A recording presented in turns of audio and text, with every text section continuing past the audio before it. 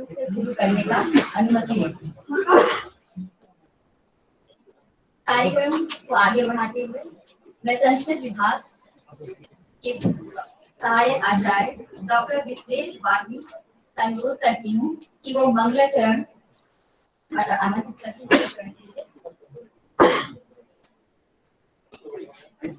और साथ ही हमारे सभी गणमान्य से आग्रह निवेदन करती हूँ कि वे मां सरस्वती जी की प्रतिमा में दीप प्रज्वलन करें।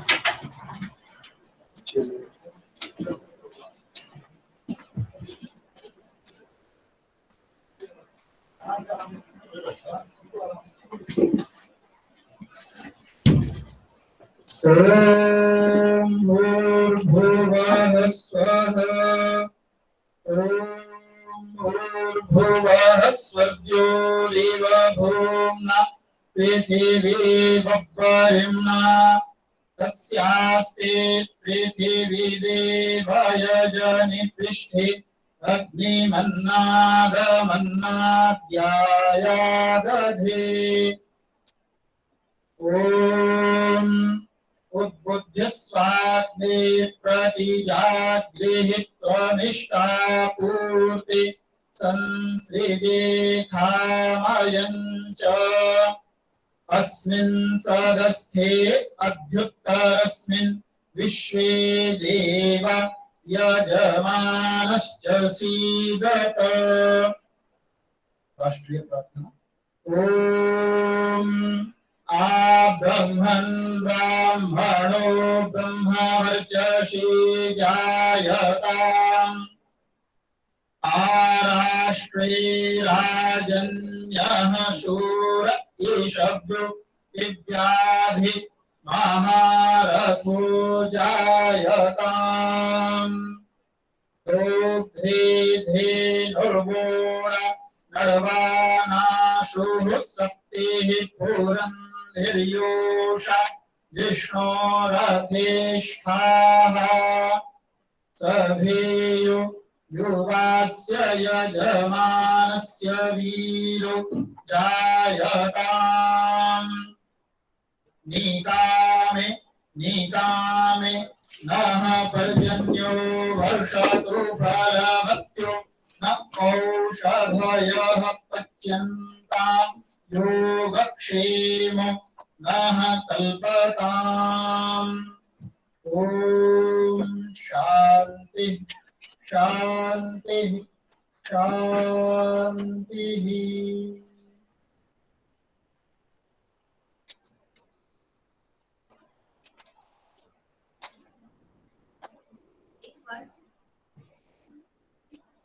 इस वर्ष वाणिज्य विभाग ने ई ज्ञान सीरीज का द्वितीय संस्करण अप्रैल में शुरू किया था, जिसका उद्घाटन 13 अप्रैल को माननीय कुलपति जी के मार्गदर्शन में हुआ। इस श्रृंखला में कुल 10 व्याख्यान शामिल थे, जिसमें विभिन्न समकालीन मुद्दों पर वक्ताओं ने चर्चा की। और देखते ही देखते आज हम इस सत्र के समापन में आ गए हैं। यह सत्र स्व का जागरण एवं वर्तमान भारत विषय पर केंद्रित होगा, जिसमें मुख्य अतिथि एवं वक्ता के रूप में हमारे बीच आदरणीय श्री राम माधव जी, सदस्य board of governors India foundation होंगे। मैं पूरे विभाग की ओर से आपका स्वागत और अभिनंदन करती हूँ सर, और धन्यवाद व्यक्त करती हूँ कि आप अपने व्यस्त शेड्यूल के बावजूद हमारे कार्यक्रम में शामिल होने के लिए स्वीकृति दी है। सर, हमारे कार्यक्रम की शोभा बढ़ाने के लिए हम सब आपके आभारी हैं। धन्यवाद सर। मैं माननीय कुलपति जी से अनुरोध करती हूँ कि वो हमारे सम्मानित अतिथि श्री राम माधव जी का अंग वस्त्र और स्मृति चिन्ह देकर स्वागत करें।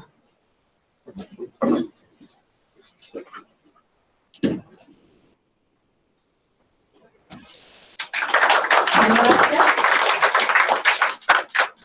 अब मैं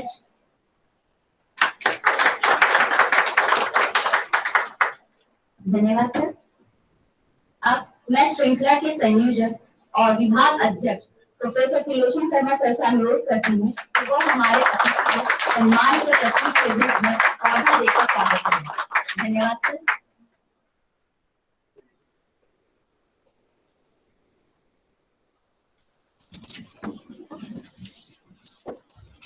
माननीय कुलपति जी के स्वागत में मैं बस 2 शब्द कहना चाहूंगी।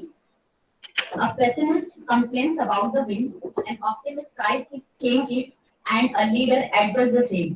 The same for the particular notion were adjusted by a person who is not only a great motivation to all of us, but a visionary and a person who gave us the belief to bring together this event. He is none other than our honorable Vice Chancellor sir. अब मैं श्रृंखला के सह संयोजक professor Shri Mishra sir से आग्रह करती हूँ कि वे माननीय कुलपति जी का अंग वस्त्र और स्मृति चिन्ह देकर स्वागत करें।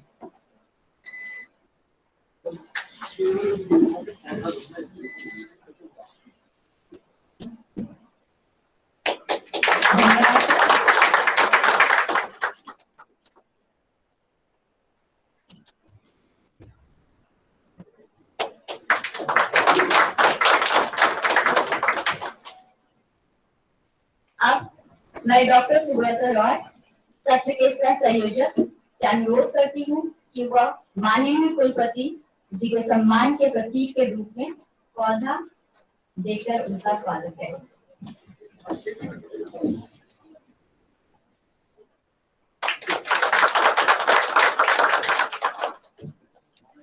धन्यवाद सर।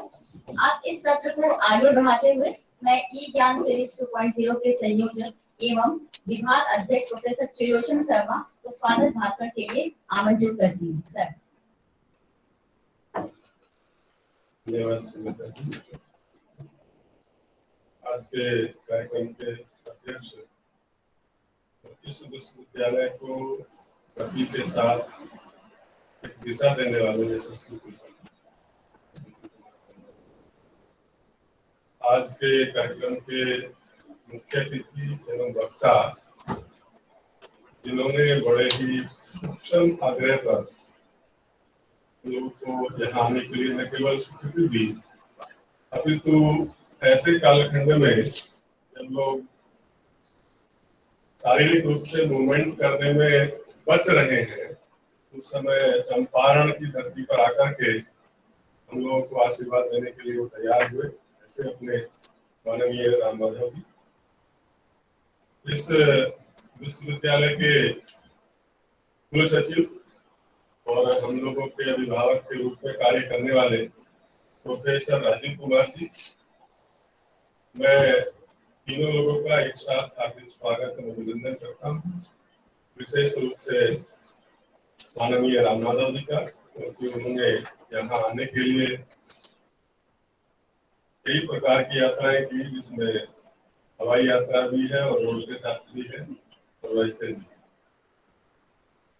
अपने साथ विभिन्न विभागों के अध्यक्ष, संकाय अध्यक्ष, इस विश्वविद्यालय के कुलानुशासक रणवीर सिंह जी, इस विश्वविद्यालय के कंप्यूटर साइंस विभाग के अध्यक्ष एवं वित्त को बड़े ही ठीक से नियंत्रित करने वाले अपने विकास पारिक जी, कुसुम दत्त जी, विमलेश कुमार जी और अर्पितुल सलाम जी, रणवीर जी और जिनका नाम नहीं ले पा रहा हूँ उन सब का भी, क्योंकि आज छुट्टी का दिन है। 20 तारीख को भी छुट्टी थी, आज भी छुट्टी है और कल भी छुट्टी रहने वाली है। कल ही एक प्रोफेसर मित्र ने कमेंट किया कि तुम्हारे कार्यक्रम के चक्कर में हमारी छुट्टी तो गई, क्योंकि कुलपति जी केवल चिंता ही नहीं करते कार्यक्रमों की, बल्कि मिनट टू मिनट उनको रिपोर्ट लेने की आदत नहीं है, उसको निर्देशित करने का भी स्वभाव है कि वो पूछते हैं कि अब क्या होगा, इतने मिनट बाद क्या होने वाला है। तो इसलिए मैं क्षमा भी चाहता हूँ सबसे छुट्टी के दिन कार्यक्रम करने के लिए, लेकिन क्योंकि हमारे जो मुख्य अतिथि और वक्ता हैं उनके पास समय की बेहद कमी थी और क्योंकि इतने आग्रह के बाद हमें लगभग 2 महीने के बाद समय मिला था, इसलिए ये करना पड़ा। उसके लिए क्षमा प्रार्थी हूँ और सबका हार्दिक स्वागत और अभिनंदन करता हूँ। हमारे सभी संकाय अध्यक्ष, सभी अध्यक्ष, विभाग के आचार्य, प्राचार्य, उपाचार्य सभी लोग गूगल मीट के माध्यम से जो आवासीय मंच पर हमारे साथ जुड़े हुए हैं अपने माननीय कुलपति प्रोफेसर गोपाल रेड्डी जी, जो दिख रहे हो, जो अभी टीम में गए हुए हैं, उस कारण से हमारे साथ फिजिकली नहीं है, तो उनका भी हार्दिक स्वागत और अभिनंदन करता हूँ। हमारे साथ में भाषा विश्वविद्यालय लखनऊ के कुलपति, पूर्व कुलपति बरेली विश्वविद्यालय और वर्तमान में भाषा विश्वविद्यालय लखनऊ के कुलपति आदरणीय अनिल शुक्ल जी भी जुड़े हुए हैं। मैं आपका भी हार्दिक स्वागत और अभिनंदन करता हूँ। आपके भी मार्गदर्शन में मुझे काम करने का मौका मिला है। हमारे साथ में Indira Gandhi national open university की प्रति कुलपति प्रोफेसर सुमित्रा कुकरेती जी जुड़ी हुई है। मैं उनका भी हार्दिक स्वागत और अभिनंदन करता हूँ। हमारी प्लानिंग मॉनिटरिंग बोर्ड की सदस्य और भागलपुर विश्वविद्यालय की माननीय कुलपति प्रोफेसर नीलिमा गुप्ता जी भी हमारे साथ जुड़ी हुई है। मैं आपका भी मैडम हार्दिक स्वागत और अभिनंदन करता हूँ। हमारे साथ professor B R Kukreti Bareilly से जुड़े हुए हैं, जो यूपी की बीएड जैसी बड़ी परीक्षा को 6 लाख लोगों की परीक्षा को करा चुके हैं बड़े सफलतापूर्वक। आपका भी स्वागत है सर। हमारे साथ मेरठ से कई शिक्षिकाएं जुड़ी हुई हैं और सौभाग्य से मेरी पत्नी भी जुड़ी हुई है, क्योंकि उनकी पुस्तक का विमोचन है, तो आपका भी स्वागत और अभिनंदन है। हमारे साथ बनारस हिंदू यूनिवर्सिटी से भी कुछ आचार्यगण जुड़े हुए हैं, उनका भी हार्दिक स्वागत और अभिनंदन। कुरुक्षेत्र से हमारे साथ प्रोफेसर तेजेंद्र शर्मा जी हैं। मुंबई से प्रोफेसर तिजोरी ठक्कर जी हैं, आपका भी स्वागत और अभिनंदन है। और उन सभी का ज्यादा अभिनंदन है, जैसे हमारे कुलपति जी कहते हैं कि जिनका नाम मैं ले पा रहा हूँ और सामने देख पा रहा हूँ, उनका अभिनंदन और स्वागत, और जिनका नहीं ले पाया और नहीं देख पाया उनका ज्यादा अभिनंदन और स्वागत। तो मैं सभी का एक साथ, जिनका नाम नहीं ले पाया उनका भी और उपस्थित है उनका भी हार्दिक स्वागत और अभिनंदन करता हूँ। हमारे साथ फेसबुक लाइव से भी लगभग 600 की संख्या में अभी तक लोग जुड़े हैं, मैं उनका भी हार्दिक स्वागत और अभिनंदन यहाँ से करता हूँ। और हमारे साथ जो पत्रकार बंधु और विभिन्न प्रकार के जो सामाजिक कार्यकर्ता है, राष्ट्रीय स्वयंसेवक संघ के लोग, अपने कार्यकर्ता जो आवासीय मंच से जुड़े हैं, कुछ लोग यहाँ उपस्थित हैं, उनका भी स्वागत और अभिनंदन है। आज जो ई ज्ञान सीरीज का ये समापन सत्र है, ये ई ज्ञान सीरीज हम लोगों ने गत वर्ष शुरू की थी, खास करके कोरोना के कालखंड में माननीय कुलपति जी ने इस प्रकार की इच्छा व्यक्त की थी कि ऐसा होना चाहिए जिससे ये कोरोना का काल जो है ये बच्चों के लिए ये समय खराब ना हो, इसलिए जल्दी से जल्दी कुछ शुरू करें। तो गत वर्ष हमने 7 वेबिनार किए थे इस सीरीज में, और उसमें अध्यक्ष और मुख्य वक्ता और इस प्रकार से 3 वक्ता एक सीरीज में होते हैं। इस वर्ष भी जब कोरोना का कालखंड आया उससे पहले ही, क्योंकि हमारे कुलपति जी बड़े दूरदर्शी भी हैं, उन्होंने कहा कि भी विश्वविद्यालय खुलने से रहे, इसलिए कुछ ऐसा किया जाए कि इस शिक्षा के सत्र को और शैक्षणिक माध्यमों को बना के रखा जाए, छात्रों को कुछ सीखने का मौका मिलता है। तो हमने ये वेबिनार शुरू किया और 10 वेबिनार की सीरीज का समापन समारोह है। आप हमारे साथ सभी का हार्दिक स्वागत और अभिनंदन है। स्वयं का जागरण एवं वर्तमान भारत एक ऐसा विषय है जिसपे बोलना कठिन भी है और सरल भी, लेकिन हमारे साथ जो वक्ता है, क्योंकि उन्होंने न केवल भारत में अपितु 25 से 30 देश ऐसे हैं जो विभिन्न संगठनों के प्रतिनिधि के रूप में भी उन्होंने लगभग विश्व के 25 से 30 देशों में प्रतिनिधित्व करते हुए विभिन्न संगोष्ठियों में प्रतिभागी नहीं किया, अपितु भारत की बात को बहुत ही उत्कृष्टता के साथ रखा है। इसलिए मुझे लगता है कि सबसे अधिक न्याय अगर इस विषय पर कोई कर सकता है तो हमारे वो मुख्य अतिथि महोदय हैं, मुख्य वक्ता महोदय हैं। भारत की परिस्थिति किसी से छिपी नहीं है, भारत उन्नति की ओर है, भारत पूरे विश्व में चमक रहा है। भारत से कई विश्व के देश जो अग्रणी देश रहे हैं, विकसित देश रहे हैं, उसकी उन्नति से कई लोग डरे हुए भी हैं और कई लोग साथ आने को भी तैयार हैं। भारत के चारों तरफ परिस्थितियां बदल रही हैं, अंतरराष्ट्रीय सीमाओं पर परिस्थिति बहुत तेजी के साथ बदली है। चीन जैसे देश उस परिस्थिति को बदलने में बहुत अग्रणी भूमिका निभा रहे हैं। कोरोना से लेकर के सेना को हमारी सीमाओं पर लगाना और वर्तमान में तालिबान जैसे संगठन को पूरे देश पर नियंत्रण करने के लिए खुला छोड़ देना, ये इसका प्रतीक है कि भारत के समक्ष अवसर तो है ही, और भारत अवसर निर्मित भी कर रहा है, आत्मनिर्भर भी हो रहा है, भारत में स्वयं का जागरण भी हुआ है, लेकिन भारत के समक्ष उन्नति के साथ चुनौती भी बहुत है। मुझे लगता है कि माननीय राम माधव जी इस विषय पर आज बहुत न्यायपूर्ण वक्तव्य देंगे। इसी के साथ मैं सभी का हार्दिक स्वागत एवं अभिनंदन करते हुए विशेष रूप से अपने मुख्य अतिथि महोदय माननीय राम माधव का स्वागत अभिनंदन करते हुए अपने स्वागत भाषण को विराम देता हूँ। नमस्कार।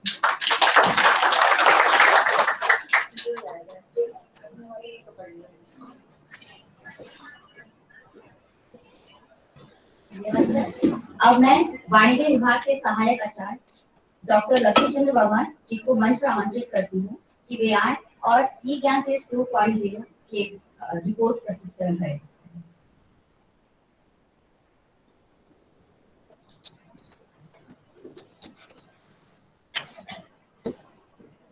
धन्यवाद मैम।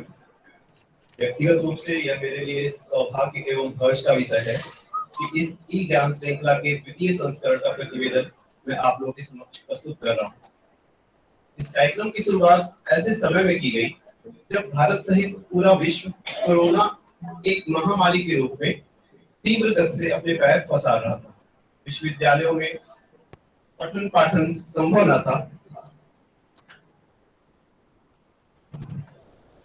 पठन पाठन को अध्यापन को सुचारू रूप से चलाने के लिए आभासी मंच के माध्यम से शिक्षकों एवं छात्रों को एक साथ जोड़ने का प्रयास किया गया। इस ई ज्ञान श्रृंखला में कुल 10 व्याख्यान आयोजित किए गए, जिसके लिए भारत के विभिन्न राज्यों से प्रख्यात विद्वानों एवं वक्ताओं से संपर्क स्थापित करके वाणिज्य विषय के प्रासंगिक एवं समीचीन पहलुओं के बारे में विस्तार से चर्चा की गई और जिसमें उन्होंने इस वाणिज्य विषय पर गहन मंथन करने के साथ साथ अपने व्यक्तिगत अनुभव को भी साझा किया। कार्यक्रम के उद्घाटन सत्र की अध्यक्षता माननीय कुलपति जी के द्वारा की गई। मुख्य अतिथि के रूप में अखिल भारतीय राष्ट्रीय शैक्षिक महासंघ उच्च शिक्षा संवर्ग के प्रमुख चिंतक श्री महेंद्र कुमार जी उपस्थित रहे। मुख्य वक्ता के रूप में मुंबई विश्वविद्यालय के वाणिज्य विभाग की अध्यक्षा प्रोफेसर के ठक्कर जी रही। ई ज्ञान सीरीज 7 राज्यों यथा जम्मू, नई दिल्ली, हरियाणा, उत्तर प्रदेश, मध्य प्रदेश, पश्चिम बंगाल तथा महाराष्ट्र से विषय विशेषज्ञों को आमंत्रित किया गया, जिनके व्याख्यान में कुल 984 छात्र छात्राओं की सहभागिता रही। इस ई ज्ञान श्रृंखला के अंतर्गत आयोजित विषय इस प्रकार रहे: advance ruling in GST, digital transformation of HRM, academic publishing and predatory journals, hypothesis formulation and testing, national education policy, disruption in marketing during COVID, behavioral finance, challenges in HR during and post COVID-19 era, multinational capital vesting और business after pandemic। आज का समापन सत्र स्व का जागरण एवं वर्तमान भारत विषय पर केंद्रित है। इसके लिए हम सभी के बीच प्रख्यात चिंतक, सामाजिक कार्यकर्ता एवं भारत के विभिन्न विधाओं के ज्ञाता श्री राम माधव जी उपस्थित हैं।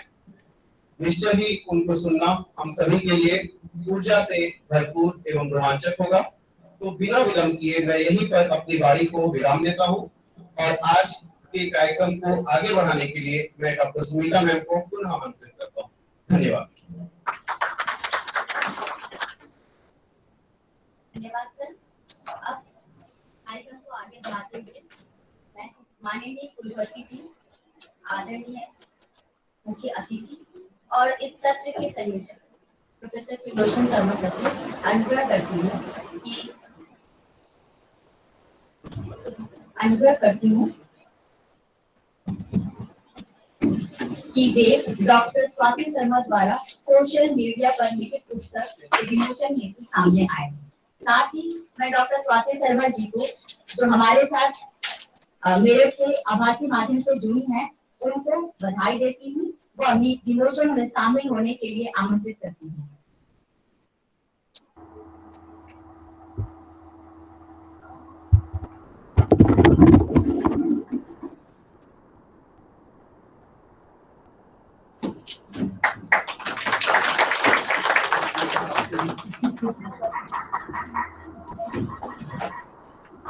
बहुत बहुत बधाई ma'am.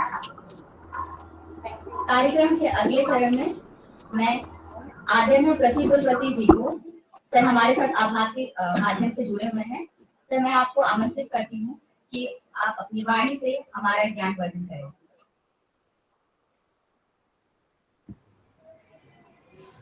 Namaskar. Is I audible, sir? Yes, yes. Professor Sanjeev Kumar Sharma ji, Honorable Vice Chancellor, Mahatma Gandhi Central University, Motihari. Chief guest of today's function, Sri Ram Madhav ji, Professor Trilochan Sharma ji, Brij Kishore ji, Sunil Mahavar ji, Professor Sirish Mishra ji, and other guests who have joined from elsewhere, the former Vice Chancellor, present Vice Chancellors, and faculty members, students, research scholars, and my dear friends. Good morning to all. On behalf of the Mahatma Gandhi Central University Motihari, I extend a warm welcome to all of you for this prestigious program organized by the Department of Commerce under the leadership of Trilochan Sharma ji in the name of Vigyan Series 2. I am really happy to associate myself with this particular university, which is an upcoming university, just 5 years old one, where we can lay the proper foundation and right direction can be given, and we are doing under the leadership of Honorable Vice Chancellor Professor Sanjeev Kumar Sharma ji. I am really happy, even though the COVID deterred us to not to be associated with the programs physically. In the last 1.5 years, we have organized several programs on web meetings and several programs on national education policy and others, and also various departments organized many programs. Recently, we have started Swatantra 70 years of Bharat ki programs. Also, we have started Swatantra ki Amrit Mahotsav ka series mein several programs we have organized in it, and in the same direction. And recently, we have organized Khudiram Bose death anniversary, and prior to that, Mangal Pandey and several other freedom fighters जन्मतिथियों का programme भी अपन organise कर रहे थे, and under the आज़ादी के अमृत महोत्सव कार्यक्रमों में we are trying to revigorate the people of this country and put before them the real picture of the Azadi. That's what we are supposed to do. I am happy the Department of Commerce is organizing SACA self-awakening and present India. Really, it is very, very needed one. And in the last 70 years or so, we have forgotten our own history, and we are dealing with the Western mind and Western connotations. Though Britishers left this country 75 years back, we are not in a position to come out of it. That is the major setback for all of us, and education institutions have suffered a lot in the last 70 years or so. Now we got an opportunity to redirect and revigorate our people into a right direction. That is what we are doing. That is what Sa Jagaran ka program Commerce Department ke dwara jari hui hai. It is really a wonderful thing. I think we have to awaken India so that the world can be awakened. That is what I feel. An enlightened India would definitely enlighten the world and stop the degeneration and start the regeneration of India. That is the major thrust we are supposed to do. It was an unfortunate thing. Recently, we have started the Azadi ki Chodo ke Divas par August 9th ke din Azadi ki and Divas Chod ke Quit India movement converted into a Azadi Jodne ka kaam jo government of India start kare. That is an important program. Through that, we are organizing several programs. And in the last 70 years or so, never we tried to integrate the people in this country. We try to disintegrate them for their political purposes. That was an unfortunate thing. That is the reason we have to enlighten India, and that so that we can enlighten the world. That is what I feel. And we have to stop the degeneration and start regeneration and bring the forgotten past into the present. Together make an India, Indianized life.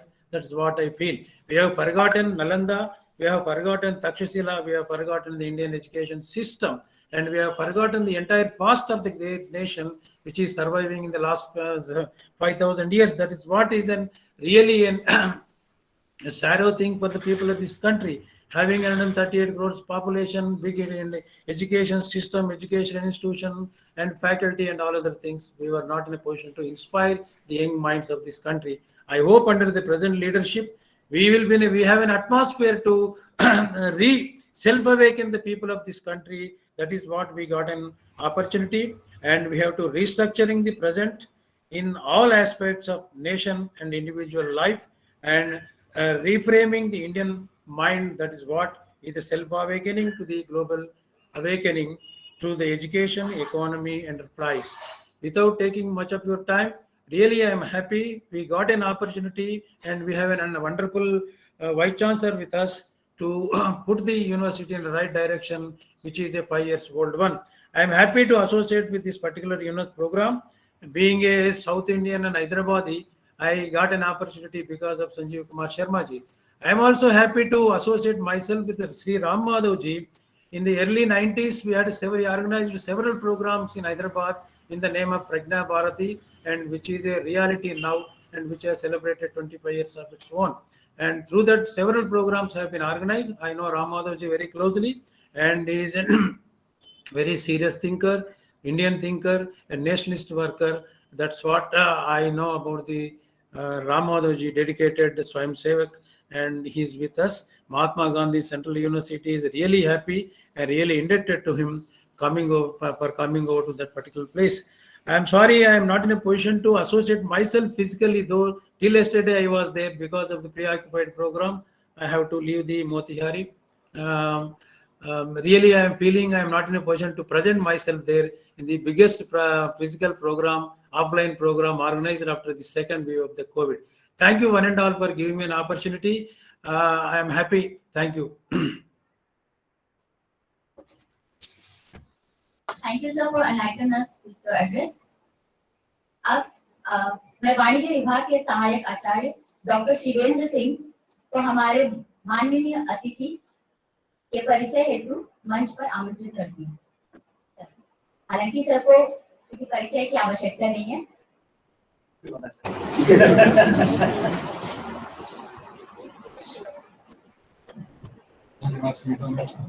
जैसा कि मैंने बताया कि सूरज को दिया दिखाने की कोई आवश्यकता नहीं होती है, क्योंकि कार्यक्रम की रूपरेखा में है तो करने का दायित्व मुझे मिला है। मैं प्रयास करूंगा कम शब्दों में श्रीमान का परिचय कराने की। श्रीमान वर्तमान समय में राष्ट्रीय स्वयं सेवक संघ की अखिल भारतीय कार्यकारिणी सभा के सदस्य हैं। इसके साथ ही साथ वर्ल्ड फेमस इंडिया फाउंडेशन के बोर्ड ऑफ गवर्नर्स के आप मेंबर हैं। माँ भारती के लिए आपने अपना जीवन प्रचारक के रूप में न्यौछावर किया है। विभिन्न दायित्वों में रहते हुए जब आपको योजना के अंतर्गत राजनीति में भेजा गया, वहां पे भी आपने अपना स्थापित किया, अपने को दिखाया कि हाँ, राजनीति भी मूल्यों के साथ की जा सकती है। आप इंग्लिश एवं तेलुगु दोनों भाषाओं में महारथी हैं, लिखते हैं और हम जैसे विद्यार्थियों को प्रेरित करते हैं कुछ पढ़ने के लिए, कुछ समझने के लिए। श्रीमान की वर्तमान में पुस्तक आने वाली है द हिंदुत्व पैराडाइम। इसके साथ ही साथ उन्होंने कई पुस्तकों का लेखन भी किया है। आप भारत के टॉप के न्यूज़पेपर का नाम लीजिए, उसमें श्रीमान का आर्टिकल पब्लिश होता है। इन्हीं बातों के साथ मैं समस्त विश्वविद्यालय परिवार की तरफ से श्रीमान से विनम्र निवेदन करता हूं कि अपनी बातों से हम सभी का मार्गदर्शन करने की कृपा करें।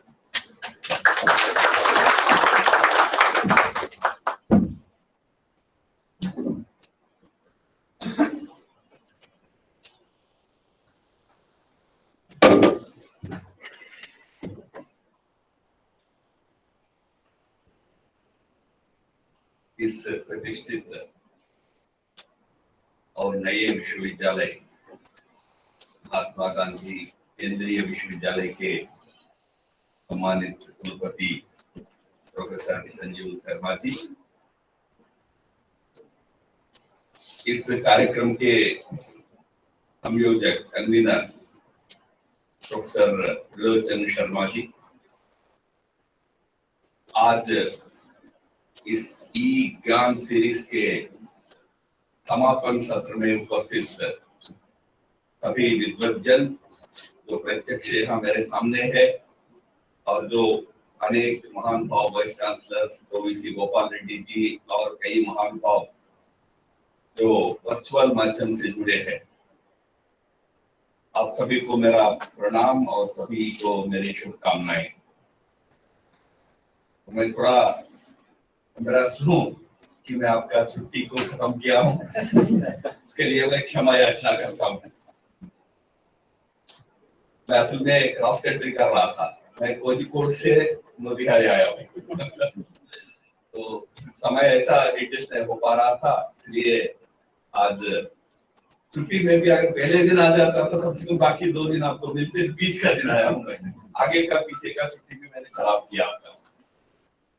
और वैसे मैं यहाँ प्रत्यक्ष फिजिकली आने का मेरा आग्रह रहा है, इसलिए भी थोड़ा डिफिकल्टी हुआ। अन्यथा अगर वर्चुअली एड्रेस करना होता तो मैं दिल्ली से या कहीं से भी कर लेता था, क्योंकि एक तो यह नया विश्वविद्यालय है और संजीव शर्मा जी से भी मेरा पुराना परिचय थोड़ा बहुत है और गोपाल जी को काफी समय से मैं जानता हूँ, इसलिए मेरी इच्छा थी कि क्या हो रहा है थोड़ा समझ लेंगे, सेंट्रल यूनिवर्सिटीज की कहानी क्या है, और स्पेशली जो पिछले कुछ वर्षों में शुरू हुए।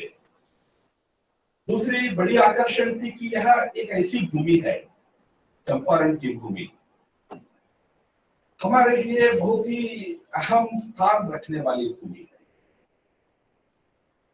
और मैं अभी अपने कार्यक्रम से ऐसे मजाक से कह रहा था, भारत और विश्व में साइनोसर ऑफ आइस बोलते हैं, यानी सभी आंखों के केंद्र बिंदु, यानी पर लव एंड फॉर हेट दोनों के केंद्र बिंदु रहे महात्मा गांधी। महात्मा गांधी के जितने उनके सम्मान, उनके समर्थन करने वाले लोग होते हैं, उतने ही उनके विरोध में लिखने वाले, बोलने वाले भी होते हैं। महापुरुषों का जीवन ऐसा ही होता है। वज्रादपि कठोराणि मृदूनि कुसुमादपि लोकोत्तराणाम चेतांसी को ही विज्ञातुमर्हति। जो महापुरुष होते हैं उनको समझने इतना आसान नहीं होता है, तो कोई उनकी प्रशंसा करता है तो कोई दोष की चर्चा भी करता है। पर वो महात्मा गांधी के जीवन में भारत में प्रवेश करने के बाद पहला सफल आंदोलन जो रहा था वो चंपारण का आंदोलन था। 1915 में he entered India, he came back to India, returned from South Africa। आने के बाद उन्होंने राजनीतिक क्षेत्र में प्रवेश करके कांग्रेस के आंदोलन में प्रवेश करके गोखले के शिष्य के रूप में आगे बढ़ने का प्रयास किया। और उस समय कांग्रेस के ऊपर गरम दल का कब्जा था, लोकमान्य तिलक जी के नेतृत्व में, इसको गरम दल बोला जाता था। गांधी जी तो नरम दल के थे।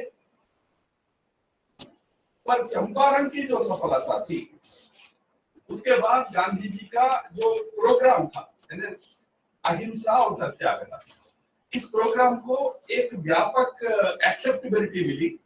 उसके बाद उनका वर्चस्व कांग्रेस आंदोलन में फिर देश की राजनीति में महत्वपूर्ण बना। तो उस दृष्टि से चंपारण बहुत पवित्र भूमि है। पर मैं आपको एक बात बताऊं कि बाकी हमको विचार के रूप में कई मुद्दों पर गांधी जी से विरोध हो सकता है। गांधी जी हमेशा स्वागत करते थे इस प्रकार का विरोध का। उनका जीवन एक खुला किताब रहा है, ओपन बुक रहा है। पर लास्ट सेंचुरी में, for that matter in the last many century, कोई एक ओरिजिनल पॉलिटिकल आइडिया भारत से अगर निकला हो तो केवल गांधी जी की अहिंसा और सत्याग्रह था। We have not contributed any original political idea to the world politics. Karl Marx ने किया और लोगों ने किया, बहुत विद्वान यूरोप से हुए, आप यूनिवर्सिटी में उन्हीं का पढ़ाते। पर भारत की एक ओरिजिनल पॉलिटिकल आइडिया सत्य और अहिंसा, truth and non violence and truthful resistance, satyagraha, इसको देने वाला एक महान व्यक्तित्व गांधी जी का रहा। उनकी एक प्रकार से कर्मभूमि रही है चंपारण। मुझे अपने कार्यकर्ताओं ने कहा कि 3 बार गांधी जी के यहाँ आना हुआ है, तो मेरे मन में था कि वो एक बार दर्शन करेंगे। और साथ ही साथ एक छोटा और आकर्षण था, ऐसा भी स्थान है जहां राजनीतिक क्षेत्र में रहने वाले हम जैसे कई लोगों को जिन्होंने खूब मजाक उड़ाया, जिनका असली स्वरूप को अच्छा दिखाया एनिमल फार्म इस्लाम के किताब का। ऐसे जॉर्ज ऑरवेल का जन्म भी यहाँ हुआ। तो ये संयोग है कि राजनीति का चरित्र क्या होता है उसको एक सैटारिकल रूप में, एनिमल फॉर्म के रूप में पेश करने वाला जॉर्ज ऑरवेल से भी ये मोतिहारी जुड़ी है। राजनीति कैसी होनी चाहिए उसका एक उसके कल्पना रखकर, स्वप्न रखकर, विजन रखकर चलने वाला महात्मा गांधी जी की भी एक कर्मभूमि रही है। तो ऐसे एक पवित्र स्थान पर जाना मेरे लिए बड़ा आकर्षण था और इसलिए मैंने आग्रह किया कि मैं फिजिकली ही आऊंगा। और मैं वाइस चांसलर साहब और विलोचन जी सबको धन्यवाद देता हूँ कि मुझे ये अवसर उन्होंने दिया है। जैसा गोपाल रेड्डी जी कह रहे थे कि हम आजादी के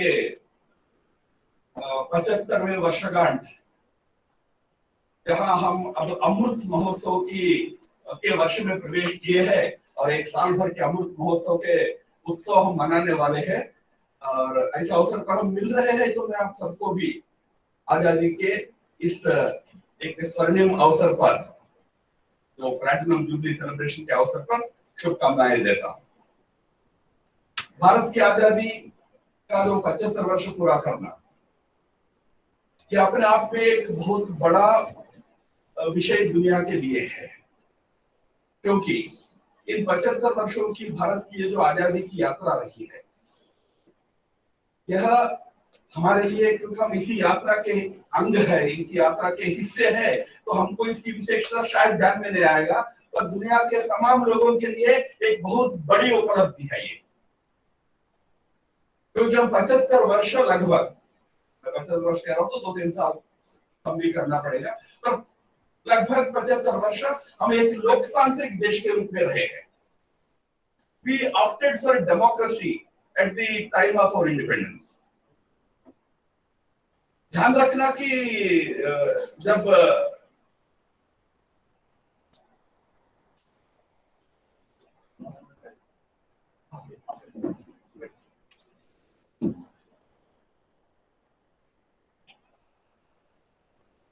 हमारे बीच में यहाँ के वरिष्ठ गांधीयन आए हैं, उनको भी मैं प्रणाम करता हूँ। तो जब हम आजाद हुए थे 1947 में, उस समय दुनिया में लोकतंत्र बहुत ज्यादा प्रचलित व्यवस्था नहीं थी। सेकेंड वर्ल्ड वॉर के कारण दुनिया में एक जागरण जरूर हुआ कि हमें डिक्टेटरशिप से बचना है, अथॉरिटेरियनिज्म से बचना है। तब जाकर देश धीरे धीरे लोकतांत्रिक व्यवस्थाओं को अपनाना शुरू किए थे, अडॉप्ट करना शुरू किए थे।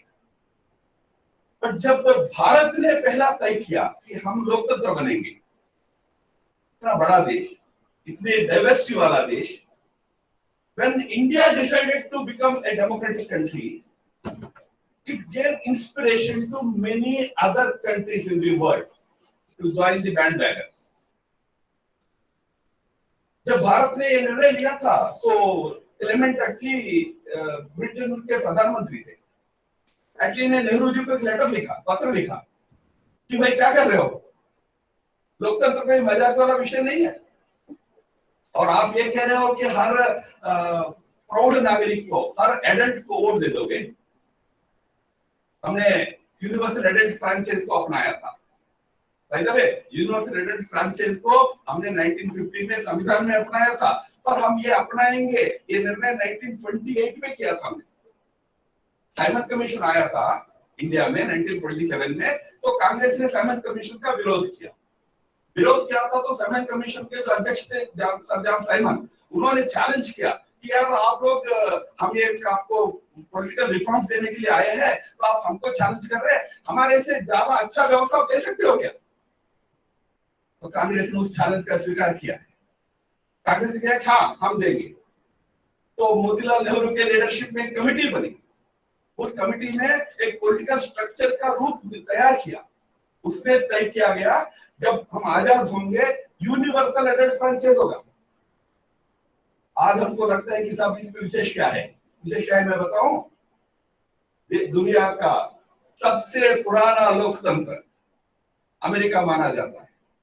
1960s के मध्य तक मार्टिन लीथर किंग के शहादत तक अमेरिका में यूनिवर्सल रेड फ्रैंचाइज नहीं था। 1930 तक ब्रिटेन में महिलाओं को वोट नहीं था। ऐसे में 28 में जब हम गुलाम थे तभी हमने तय किया कि जब आजाद होंगे एक तो लोकतांत्रिक होंगे, दूसरा यूनिवर्सल रेड फ्रैंचाइज का लोकतंत्र होगा, सेलेक्ट लोगों का नहीं होगा, एलीट लोकतंत्र हम नहीं बनाएंगे। मैंने कहा ना कि क्लेमेंट अटली ने कहा कि क्या कर रहे हो कि आपके देश के लोग तो लिटरेसी में पीछे है। उस समय हमारा लिटरेसी केवल 17% था जब आजाद हुए थे, गरीब थे, पॉवर्टी थी इंडिया को लूटा गया था अंग्रेजों के द्वारा। तो एटली ने कहा कि सब पुअर इलिटरेट कंट्री में लोकतंत्र लाना, वो भी एडल्ट फ्रैंचाइज यूनिवर्सल करना, इसका एक ही परिणाम होगा, you will get authoritarian regimes. और हमारा 75 साल का अनुभव है कि एक आध अपवाद छोड़कर हम लोकतंत्र को एकदम सशक्त रखा है, जीवित रखा है, दुनिया के सामने एक उदाहरण के रूप में प्रस्तुत किया है। कभी कभी लगता है कि दुनिया को ये कैसे संभव हुआ है। आज दुनिया में परिस्थिति कुछ विकट है। जैसा मैंने कहा 47 में जब हमने तय किया संविधान में कि हम लोकतंत्र बनेंगे, कई देशों को उत्साह आया, देश के बाद देश। एक तो गांधी जी के सत्याग्रह के रास्ते पर चलना शुरू किया और आजाद होते ही लोकतंत्र को अपनाना शुरू किया। यहाँ तक कि 90 के दशक में सोवियत यूनियन जब विघटित हुआ था, डिसमेंटल हुआ था, जो रिपब्लिक्स अलग होकर स्वतंत्र देश बने थे, उनमें से कई देश भी लोकतंत्र बन गए। 2000 के वर्ष आते आते 20वीं सदी के समाप्त होते होते दुनिया में डेमोक्रेसी बूम था। लगभग 120-25 देश लोकतंत्र बन गए थे। लोगों को लगता था कि ये liberal democracy is the future of the Mankind. पर एक मित्रों, पिछले 20 सालों में मामला कुछ गड़बड़ा रहा है। विशेषकर कोविड जैसी महामारी आने के बाद आज दुनिया में लोगों की सरकार पर आश्रित होना बढ़ रहा है। कोविड का एक अगर कोई दुष्परिणाम भी गिनना है, अनेक दुष्परिणामों के साथ साथ वो ये भी है कि लोगों का सरकार पर निर्भर होना और बढ़ गया है, क्योंकि ये महामारी ऐसी महामारी है जिसके परिणाम स्वरूप आज लोगों के नौकरियां जा रहे हैं, लोगों का जीवन रोजी की समस्या आ रही है, तो सरकार पर आश्रित होने की मजबूरी भी बढ़ रही है।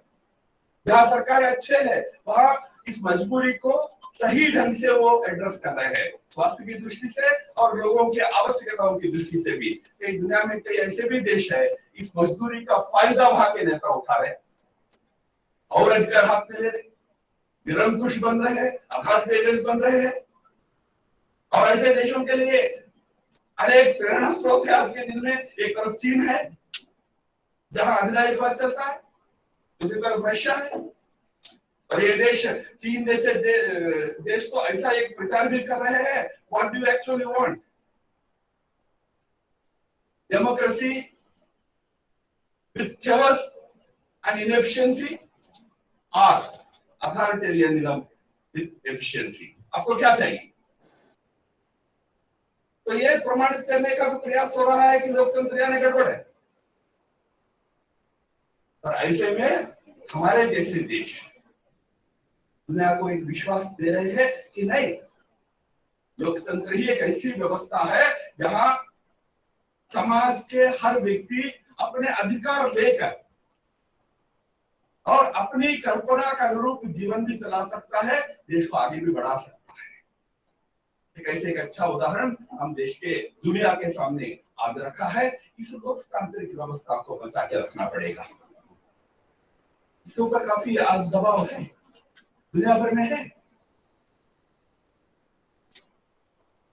आज इस लोकतंत्र की परिभाषा को ही बदलने का प्रयास भी हो रहा है। सरकारों को लगता है कि राज्यों में सब जगह कि जो सरकार में बैठे हैं उन्हीं का राज्य चलना चाहिए, उन्हीं का विचार चलना चाहिए। यहां मैं एक बात आपके ध्यान में लाना चाहूंगा। जब लोकतंत्र की बात हो रही थी तो इस देश के 2 महापुरुषों ने,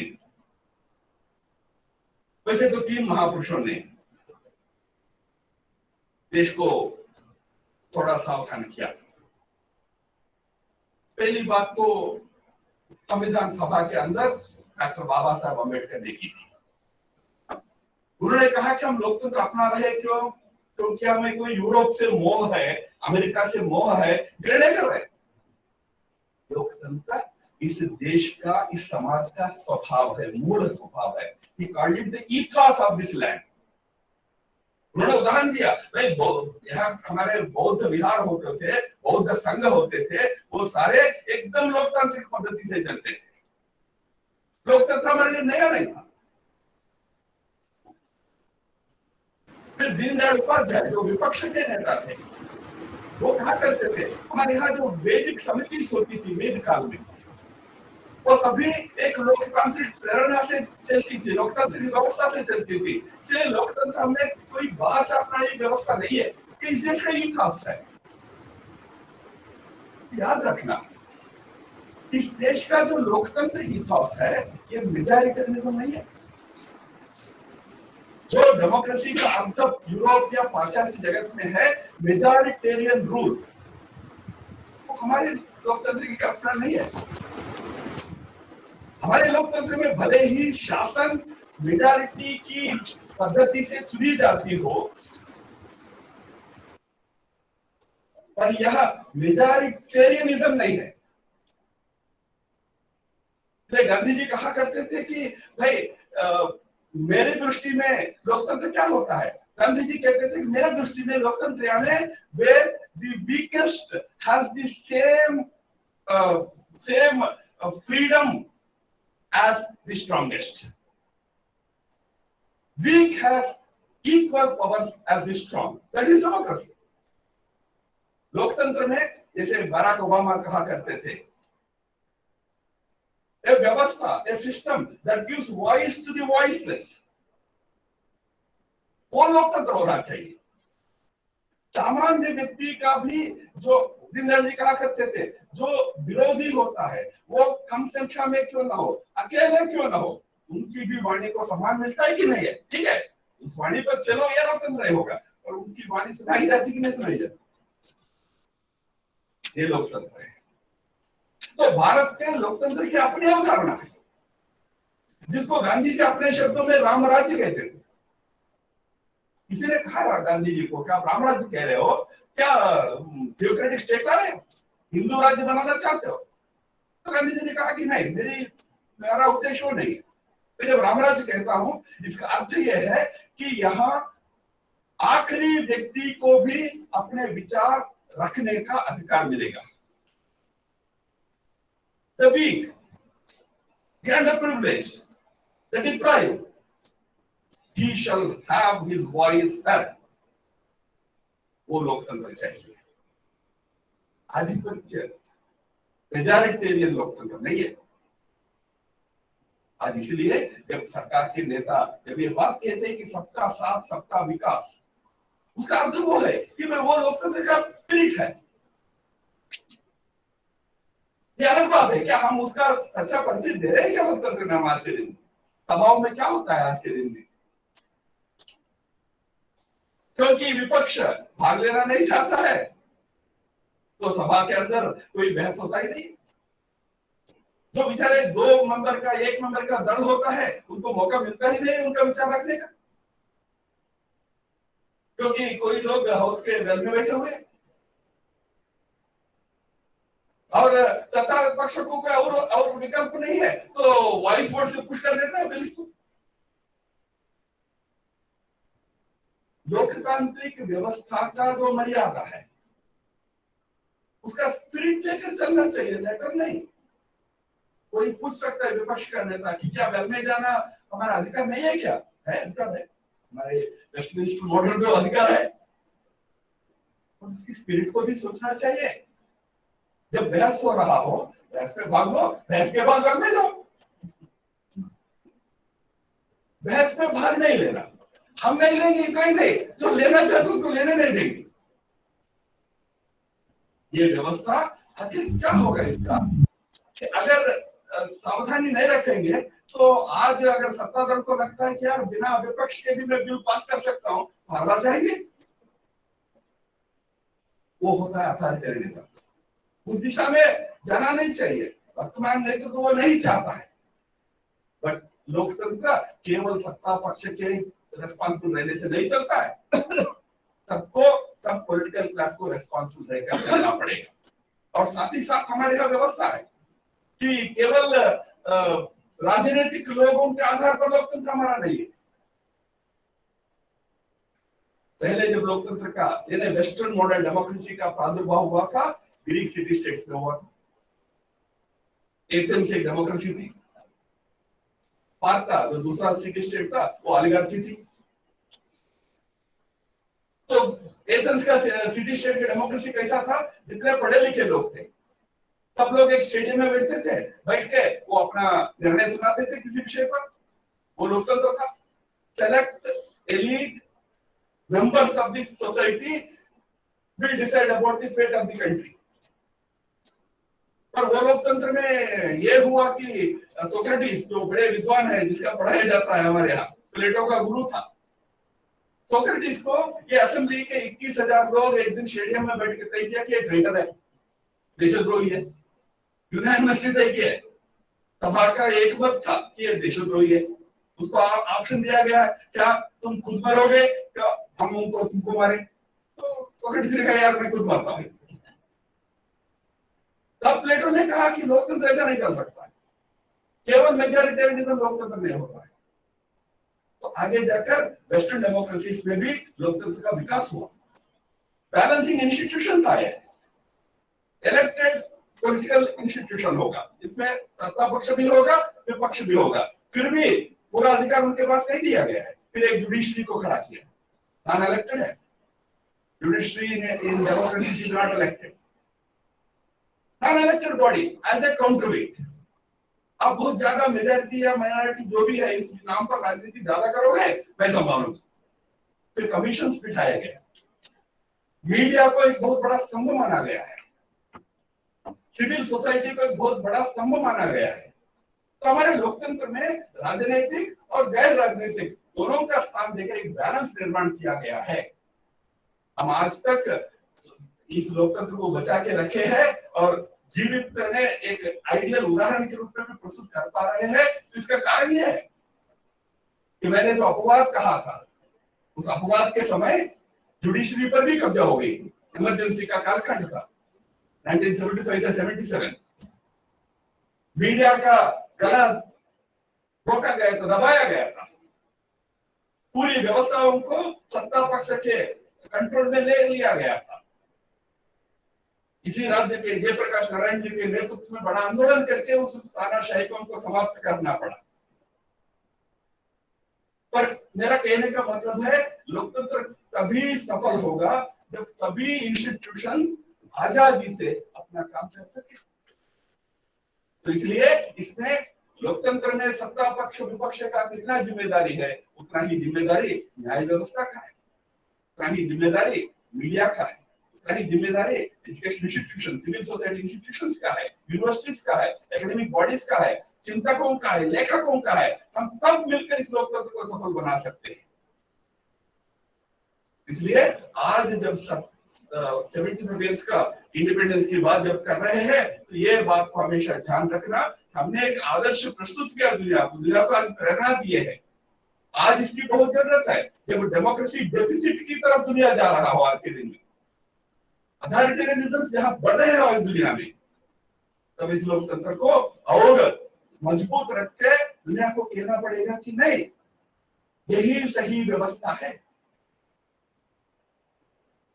इसके साथ साथ दूसरा एक महत्वपूर्ण घटना आजादी के समय घटी थी, दुर्भाग्यपूर्ण, देश का विभाजन हुआ था। विभाजन किसी ने सोचा नहीं था, इतना जल्दी हो गया था। विभाजन वैसे रोका जा सकता था, बट अंग्रेजों को जल्दी थी, जाना था जल्दी। माउंटबेटन आया जून में, जैसे आया मार्च में, जिसे डिक्लेयर किया जून में कि मैं अगस्त में देश को छोड़ रहा हूं। किसी के पास समय नहीं था, कोई नहीं चाहते थे विभाजन का, पर देश विभाजित हुआ। प्रधानमंत्री जी ने कुछ दिन पहले सबको आह्वान किया कि भाई उस दिन को याद रखो। तो हमारे लोग देश में कुछ लोगों को बहुत पीड़ा हो गई, अरे आप क्यों ये सब याद दिला रहे हो, क्या फिर से आप भेद बनाओगे देश में। मित्रों, नेहरू कहा करते थे, those who forget history are condemned to repeat it.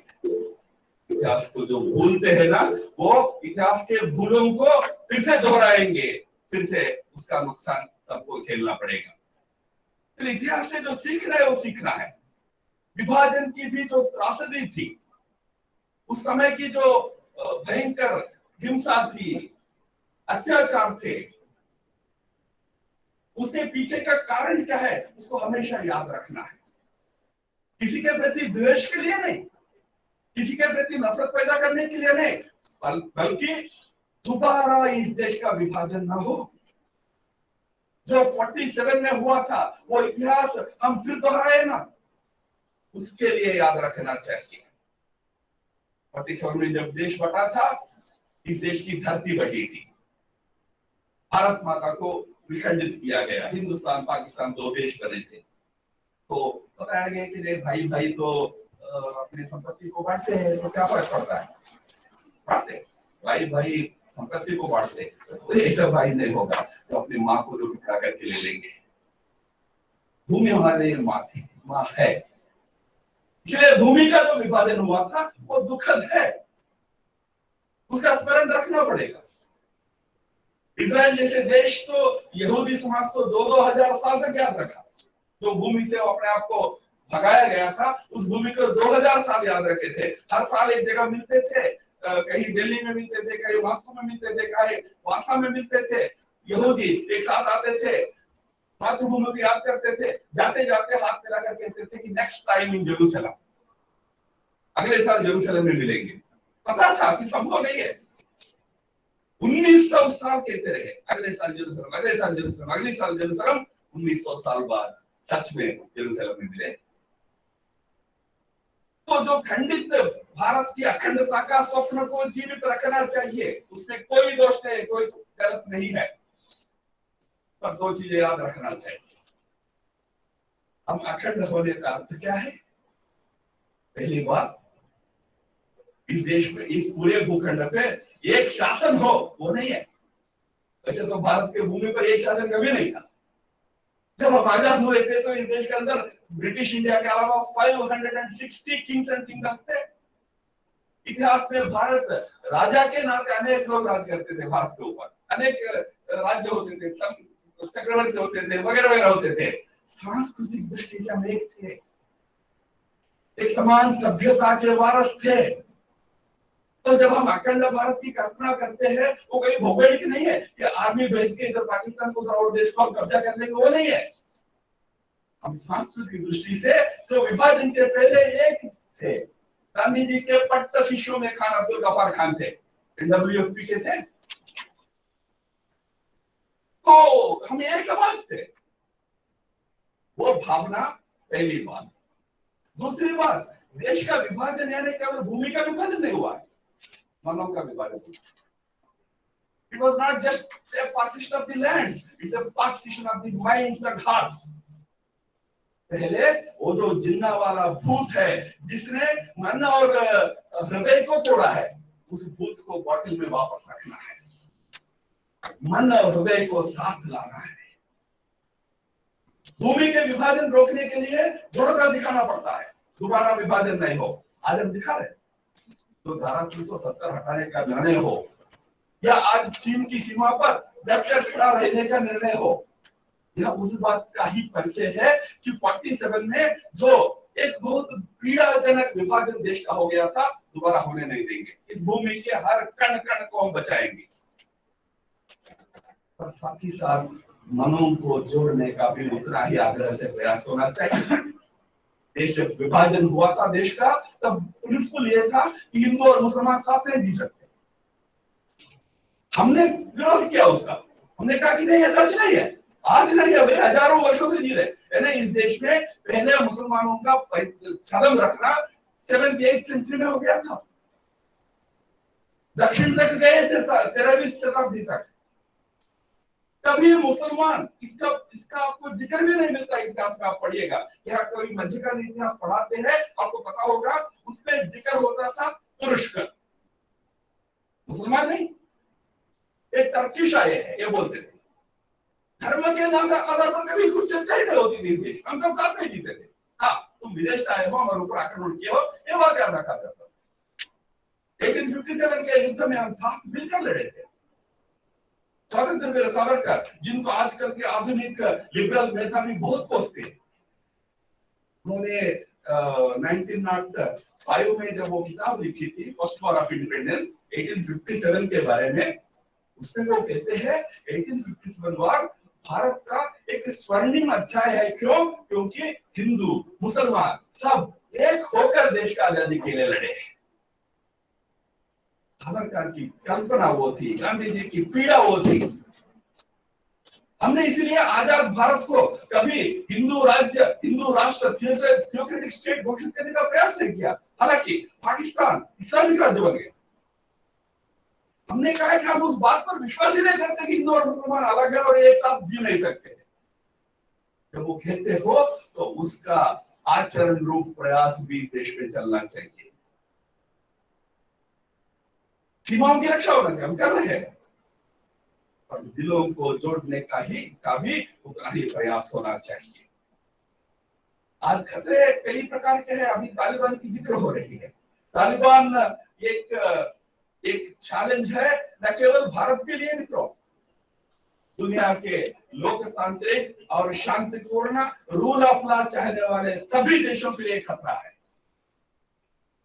क्योंकि एक अनार्की है, एक हिंसावाद है, एक माइनॉरिटीज को, महिलाओं को और अपने ही समाज के लोगों को उत्पीड़न करने वाला एक हिंसात्मक मनोवृत्ति है। तालिबान केवल एक व्यवस्था नहीं है, एक गुट नहीं है, एक मानसिकता है।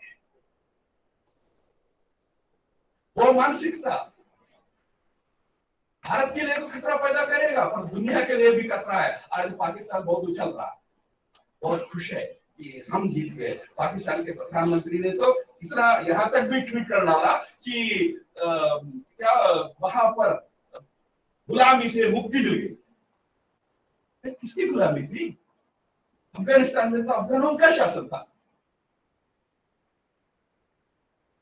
पर आज वहां जो आया है एक हिंसक मनोवृत्ति वाला, एक फंडामेंटलिस्ट एक शासन आया है, वो बदले ये अपेक्षा सब करते हैं, बदलना चाहिए।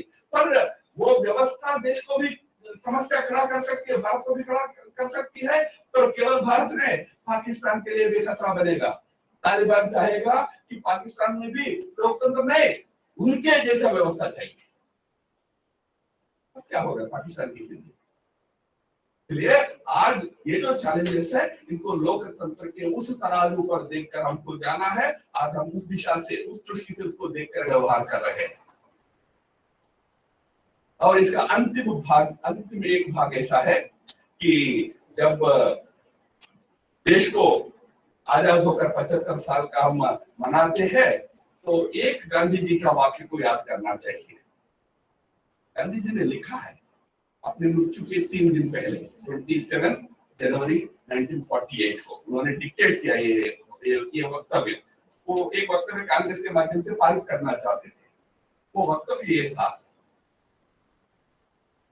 भले ही देश बढ़ गया हो, कांग्रेस और अन्य लोगों के प्रयास के चलते हम राजनीतिक दृष्टि से स्वाधीन हुए। Remember his words. Gandhi ji ने यह नहीं कहा कि हम स्वतंत्र हो गए। गांधी जी का शब्द था, हम राजनीतिक दृष्टि से स्वाधीन हुए, बिकम पॉलिटिकली फ्री। अंग्रेज गए, इसलिए वो आगे लिखते हैं, आगे डिक्टेट करते हैं। इसीलिए आज शहरों से दूर 7 लाख गांवों में रहने वाले करोड़ों भारतवासियों को सामाजिक, नैतिक और आर्थिक आजादी मिलना बाकी है। गांधी जी का वाक्य है।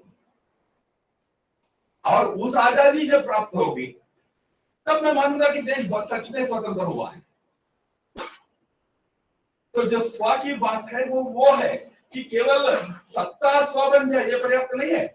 इस देश के व्यक्ति के जीवन में स्वत्व आना है, इन्हें नैतिक दृष्टि से, आर्थिक दृष्टि से, सामाजिक दृष्टि से स्वतंत्रता लाना है। आज 75 साल बाद हम उस दिशा में कितना आगे बढ़े हैं, कितना बाकी है, इसके बारे में भी हमको सोचना होगा। काफी आगे बढ़े, ऐसा नहीं मेरा कहना है कि हमने कुछ नहीं किया हो, पर काफी कुछ करना बाकी है। आज ये ठीक है कि दुनिया के संपन्न देशों की अगर लिस्ट निकालते हैं, उसमें हम 6 या 7वें नंबर पे इन टर्म्स ऑफ जीडीपी। और यहाँ कोई इकोनॉमिस्ट बैठे हैं, इकोनॉमिक स्टूडेंट्स बैठे हैं, उनसे मैं पूछूं भाई जीडीपी पर कैपिटा का क्या कहानी है भारत का? 150 के आसपास है हमारा नंबर। प्रति व्यक्ति वार्षिक आय देखेंगे हम बहुत पीछे है, 150वें नंबर पे है हम। इसलिए जो प्रधानमंत्री कहते हैं कि आत्मनिर्भर भारत बनाना है, आत्मनिर्भरता का अर्थ वो है कि भाई ग्रास रूट्स पे प्रॉस्पेरिटी चाहिए। भारत को एक संपन्न देश बनाना है, संपन्न आर्थिक दृष्टि से भी बनाना है, हाँ मूल्यों की दृष्टि से बनाना है, नैतिकता की दृष्टि से बनाना है, सामाजिक दृष्टि से एकता खड़ा करना है। पर फिर कह रहा हूं संपन्न आर्थिक दृष्टि से भी बनाना है। संपन्न भारत के लिए जो प्रयास होना चाहिए उसके दिशा में सोचना चाहिए। इसलिए महात्मा गांधी विश्वविद्यालय में बहुत जल्दी बिल्डिंग भी बनना चाहिए, अच्छे अच्छे कोर्सेज चाहिए, जहां आप इस यूनिवर्सिटी में आने वाले विद्यार्थी को एक स्वयं सशक्त बना सके, वो देश के आमदनी को कुछ ऐड कर सके, देश के जीडीपी को कुछ ऐड कर सके, देश का जीडीपी खाने वाला मात्र ना बने, कुछ कंट्रीब्यूट करने वाला बने। देश को समृद्ध बनाना, इसमें किसी प्रकार का कोई और विचार ना रखते हुए नहीं हम तो क्या है महापुरुषों का देश है, संत महात्माओं का देश है, आप समृद्धि की बात कर रहे, हम तो 4 ही देश है, तो 4 भी वो कर सकता है जिसके पास कुछ है। पहले तो इस देश को संपन्न तो बनाओ, बाद में त्याग की बात करेंगे। करना चाहिए, त्याग चाहिए। हमारे यहाँ डेली प्रेयर क्या है? सर्वे सुखिनः सन्तु। शर्मा जी अच्छे विद्वान है। सर्वे सन्तु निरामयाः, सर्वे भद्राणि पश्यन्तु, मा कश्चित् दुःखभाग् भवेत्। अर्थ क्या है? कोई कह सकता है, कोई महात्मा जी कह सकते हैं, यानी वो परलोक की कल्पना है,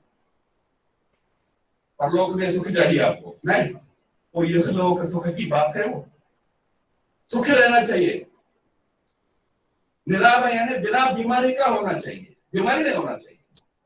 भद्राणि पश्यन्तु यानी अच्छे अच्छी चीज चाहिए आपको, एसी चाहिए, फ्रिज चाहिए, गाड़ी चाहिए, घर चाहिए, नौकरी चाहिए, अच्छा जीवन चाहिए, गुड्स इन लाइफ चाहिए, दुख नहीं होना चाहिए।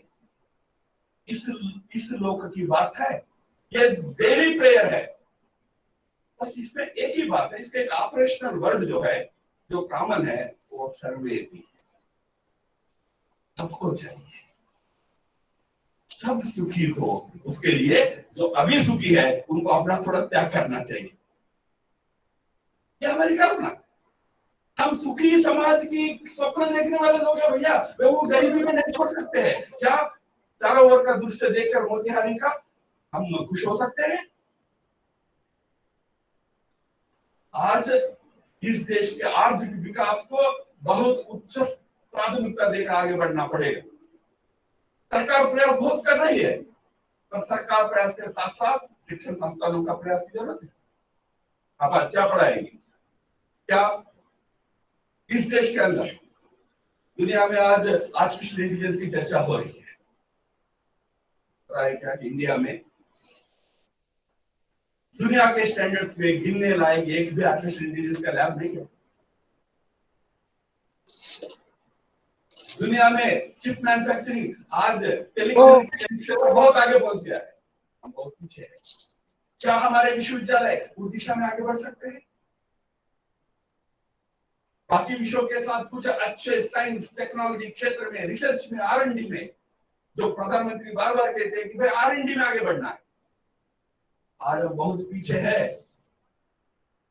तो आज इन सारे क्षेत्रों में हमें बहुत मेहनत करना पड़ेगा।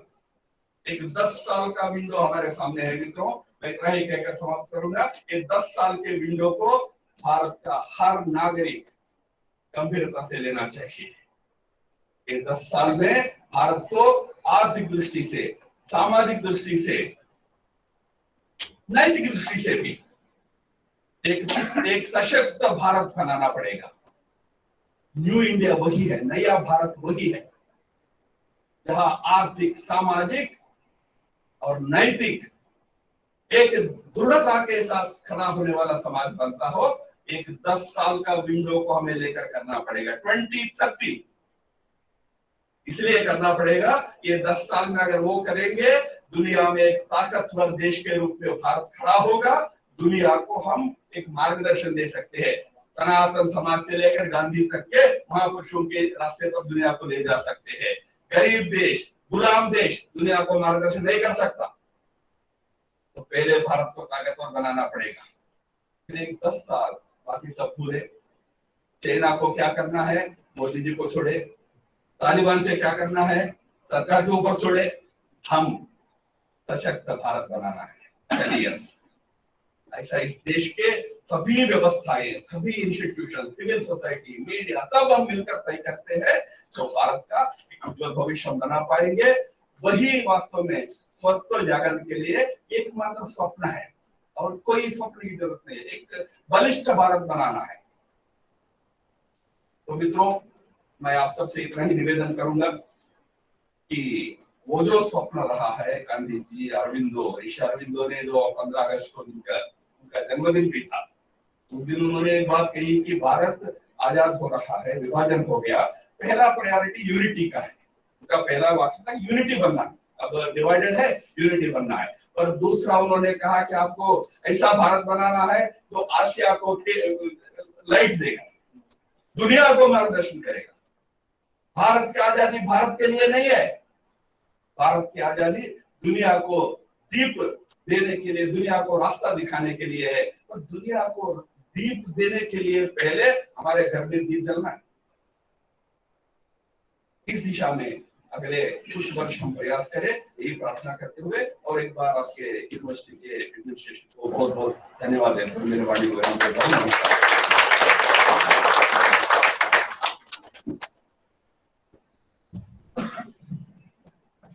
धन्यवाद सर, आपने अपने उद्बोधन से हमें बात किया। जैसा कि हमारा आज का विषय रहा है स्व का जागरण एवं वर्तमान भारत।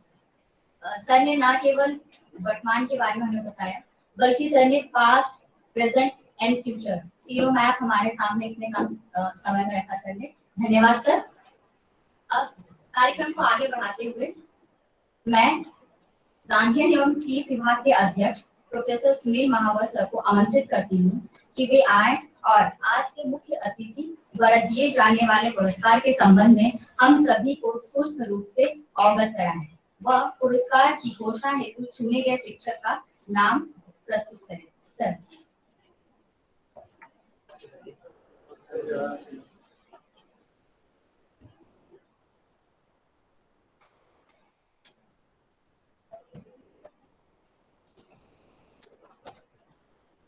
सभी को प्रणाम। हमारे विश्वविद्यालय के माननीय कुलपति जी प्रोफेसर सुनील कुमार शर्मा, आदरणीय राम माधव जी, आभासी मंच से जुड़े हमारे माननीय प्रतिकुलपति जी प्रोफेसर जी गोपाल रेड्डी जी, प्रोफेसर राजीव कुमार जी, हमारे रजिस्ट्रार प्रोफेसर विनोद शर्मा जी, इस सभा में उपस्थित सभी विश्वविद्यालय के सभी अधिष्ठाता, विभागाध्यक्ष और सभी संकाय सदस्य, आभासी माध्यम से जुड़े हुए सभी प्रतिभागीगण। आज ये बहुत अत्यंत हर्ष का विषय है कि आज हम एक पुरस्कार की घोषणा यहाँ से करने जा रहे हैं। हमारे बीच वरिष्ठ गांधीवादी चिंतक श्री ब्रज किशोर सिंह जी हमारे बीच मौजूद हैं। आपकी इच्छा थी कि एक पुरस्कार जो है विश्वविद्यालय द्वारा दिया जाए, जो भी वर्ष भर जो किताबें लिखी जाती है गांधी जी पर, तो गांधी विचार को प्रचारित करने की, प्रसारित करने के लिए एक जो है पुरस्कार, जो अच्छी बुक हो उसको एक पुरस्कार उनके नाम से दिया जाए। तो इसलिए उन्होंने इस इच्छा को ध्यान में रखते हुए बैंक से ये याद किया कि वर्ष में जो पुरस्कार 51,000 का जो पुरस्कार दिया जाए उसके लिए कितनी राशि जमा करनी पड़े जिसका ब्याज वर्ष में 51,000 हो जाए। तो स्वयं वो बैंक जाकर उन्होंने राशि मालूम की और इस आधार पर उन्होंने बैंक में 8 लाख रुपए जमा कराए, और उसी से जो है हर वर्ष उसके जो ब्याज आएगा उससे हर वर्ष ये पुरस्कार 51,000 रुपए का पुरस्कार दिया जाना है। इस पुरस्कार के संदर्भ में जब विश्वविद्यालय संचालित आदरणीय माननीय कुलपति जी द्वारा जो है उसका कुलपति जी की आज्ञा से जो है पुरस्कार के लिए आवेदन आमंत्रित किए गए। बहुत सी पुस्तकों के आवेदन हमारे पास आए और उसके लिए जो है आदरणीय कुलपति जी ने एक समिति का गठन किया। इस अवार्ड समिति में जो निर्णायक मंडल थे, उस निर्णायक मंडल में आदरणीय कुलपति जी अध्यक्ष के रूप में मौजूद थे। विशेषज्ञ सदस्यों के रूप में प्रोफेसर ML शर्मा जी, पूर्व अध्यक्ष गांधी शांति अध्ययन विभाग, पंजाब विश्वविद्यालय चंडीगढ़ से मौजूद थे। दूसरे विशेषज्ञ सदस्य प्रोफेसर RS यादव, पूर्व अध्यक्ष गांधी अध्ययन केंद्र कुरुक्षेत्र विश्वविद्यालय कुरुक्षेत्र हरियाणा से मौजूद थे। तीसरे जो विशेषज्ञ सदस्य थे ये डॉक्टर राजेश कुमार शर्मा जी, निदेशक गांधी अध्ययन केंद्र राजस्थान विश्वविद्यालय जयपुर राजस्थान से मौजूद थे। हमारे आंतरिक सदस्यों में प्रोफेसर राजेंद्र सिंह जी, अधिष्ठाता मानविकी एवं भाषा संकाय, और प्रोफेसर राजीव कुमार जी, कुल सचिव महात्मा गांधी केंद्रीय विश्वविद्यालय मौजूद थे। और समन्वयक के रूप में मैं स्वयं इस समिति की बैठक में मौजूद था। इस समिति की बैठक 2 अगस्त 2021 को संपन्न हुई और इस बैठक में सभी जो प्रस्ताव आए थे पुरस्कार के लिए सभी पर विचार विमर्श किया गया और विचार विमर्श के पश्चात सभी ने एक मन से जो जिस पुस्तक का चयन किया उस पुस्तक के पुरस्कार की घोषणा मैं आज करने जा रहा हूँ आदरणीय कुलपति जी की आज्ञा से। पुस्तक जो थी वो 100 साल, पुस्तक का जो टाइटल था, जो शीर्षक था वो था 100 साल पहले चंपारण का गांधी। और ये पुस्तक लिखी गई थी डॉक्टर सुजाता चौधरी द्वारा, जो हमारे बीच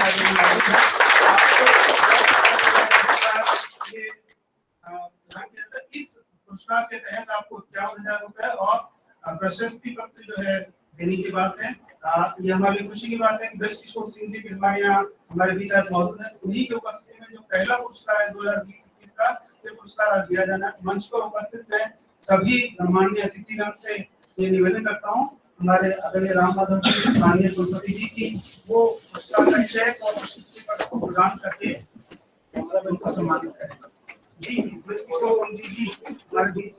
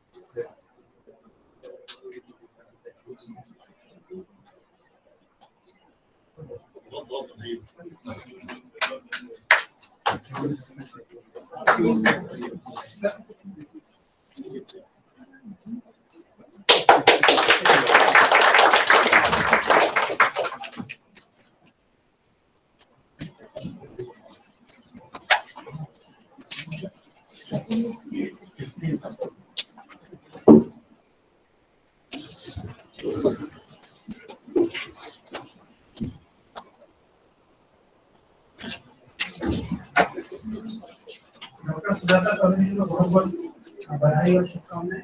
हमें आगे के कार्यक्रम के लिए मंजूर चाहिए।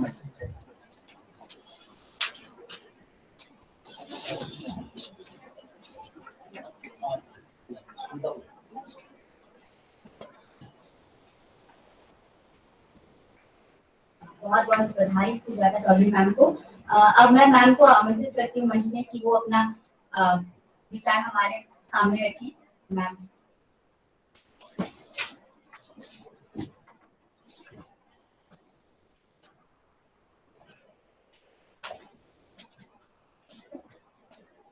आदरणीय मुख्य अतिथि माननीय कुलपति महोदय, माननीय कुलसचिव महोदय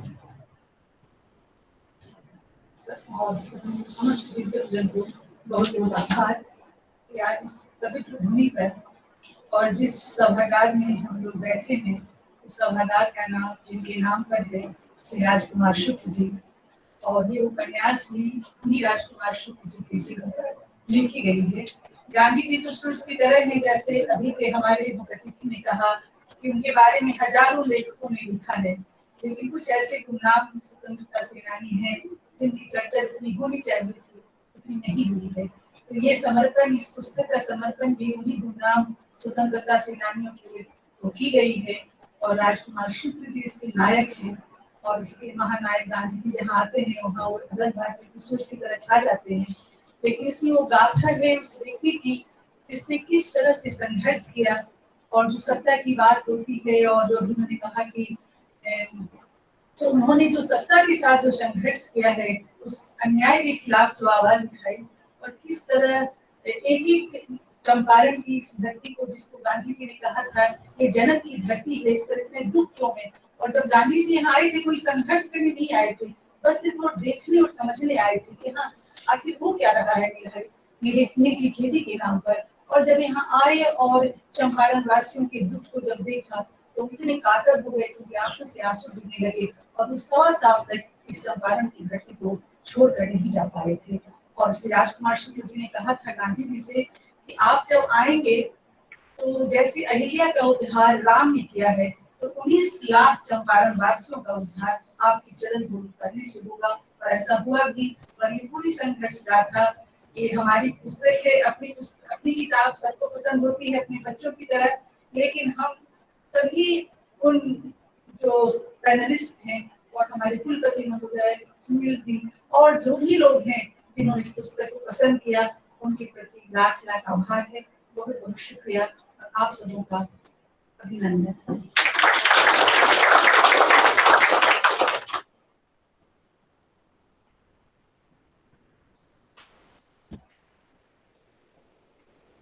अब मैं माननीय कुलपति एवं ई ज्ञान सीरीज के अध्यक्ष प्रोफेसर संजीव कुमार साहब जी को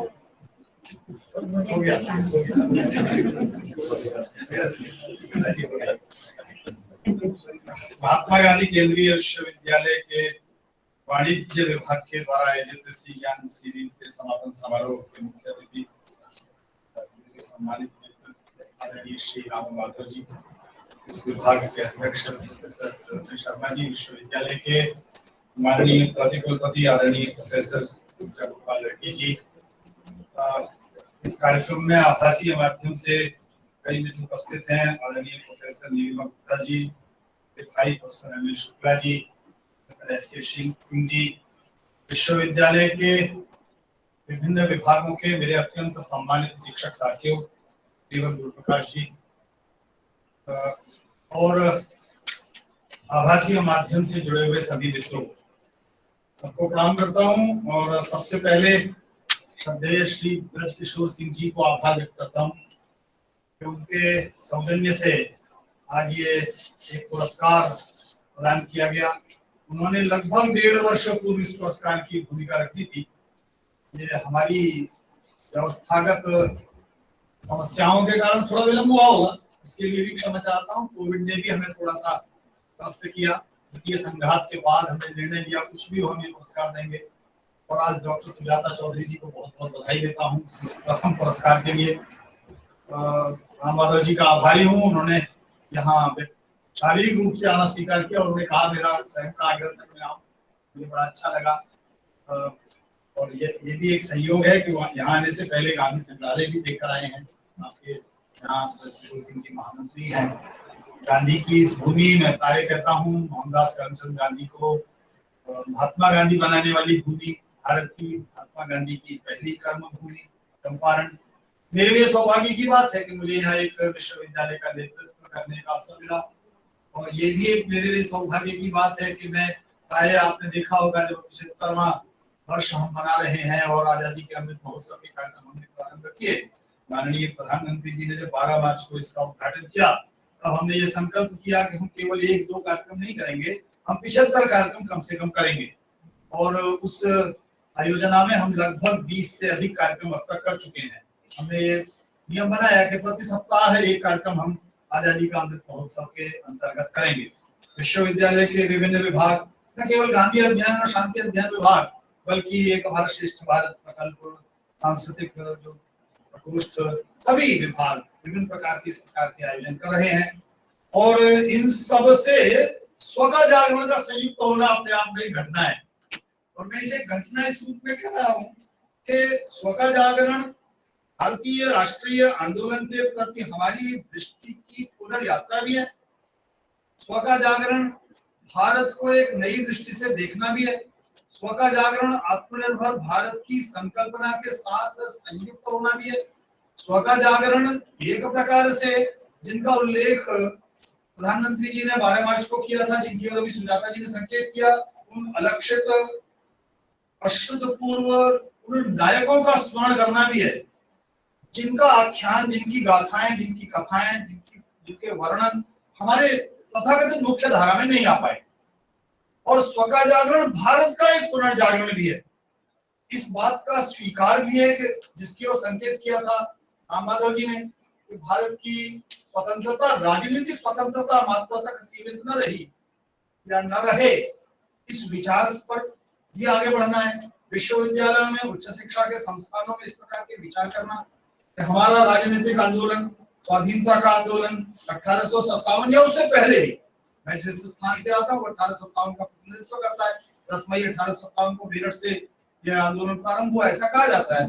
हालांकि उससे पहले भी हम रानी चेन्नम्मा को याद करते हैं तो उससे पहले हैं, बिरसा मुंडा को याद करते हैं तो उससे पहले हैं। तो भारत में विभिन्न क्षेत्रों में, सुदूर क्षेत्रों में, विभिन्न समुदायों में, विभिन्न संप्रदायों में, विभिन्न मठों में, विभिन्न केंद्रों में और विभिन्न माध्यमों से, न केवल राजनीतिक क्षेत्र में, साहित्य के माध्यम से, फिल्मों के माध्यम से, आध्यात्मिक धारा में, विचार की एक अलग अलग प्रकार की धाराओं में राष्ट्रीय आंदोलन स्वविद्यमान था। और उसका एकत्रीभूत स्वरूप एक राष्ट्रीय आंदोलन के रूप में हमारे समक्ष आता है, जिसमें हम राजनीतिक और प्रशासनिक स्वतंत्रता प्रायः प्राप्त करते दिखाई पड़ते हैं। मैं राजनीति विज्ञान का विद्यार्थी हूँ, प्रायः कहता हूँ प्रशासनिक स्वतंत्रता का अभी एक मिथ है मुझे, अभी मैं स्पष्ट नहीं हूँ कि प्रशासनिक रूप से हमें स्वतंत्रता मिली भी या नहीं मिली है। कुछ औपनिवेशिक हैंगओवर जिसे कहा जाता है वो हमारे ऊपर साथ विद्यमान है, लेकिन एक छटपटाहट भी है।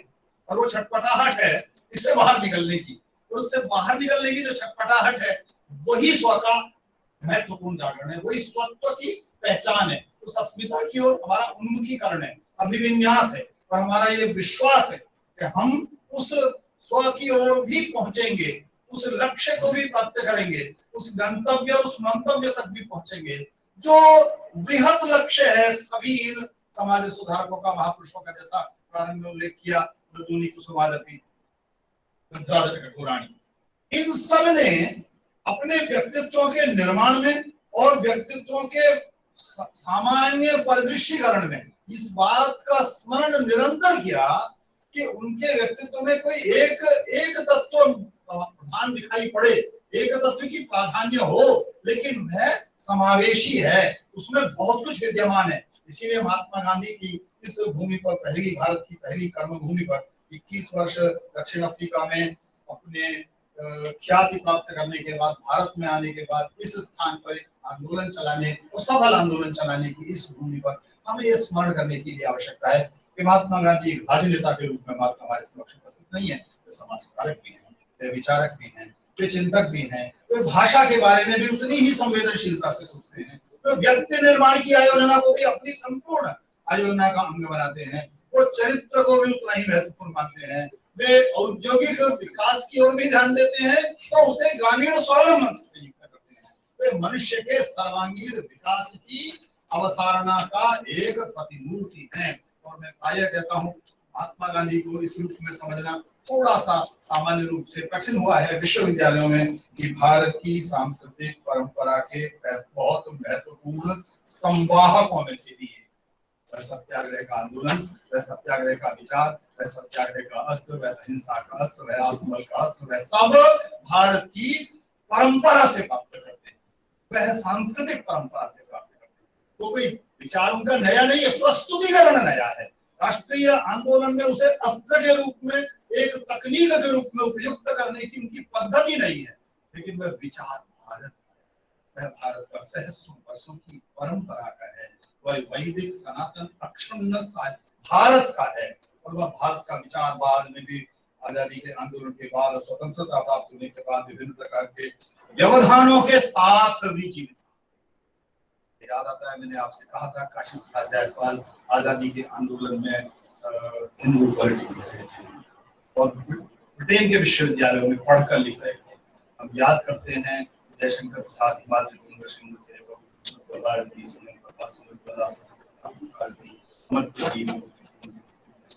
शस्त्र पुण्य पंथा है बढ़े चलो राष्ट्रीय आंदोलन में लिख रहे थे। कुरुक्षेत्र राष्ट्रीय आंदोलन में लिखा गया।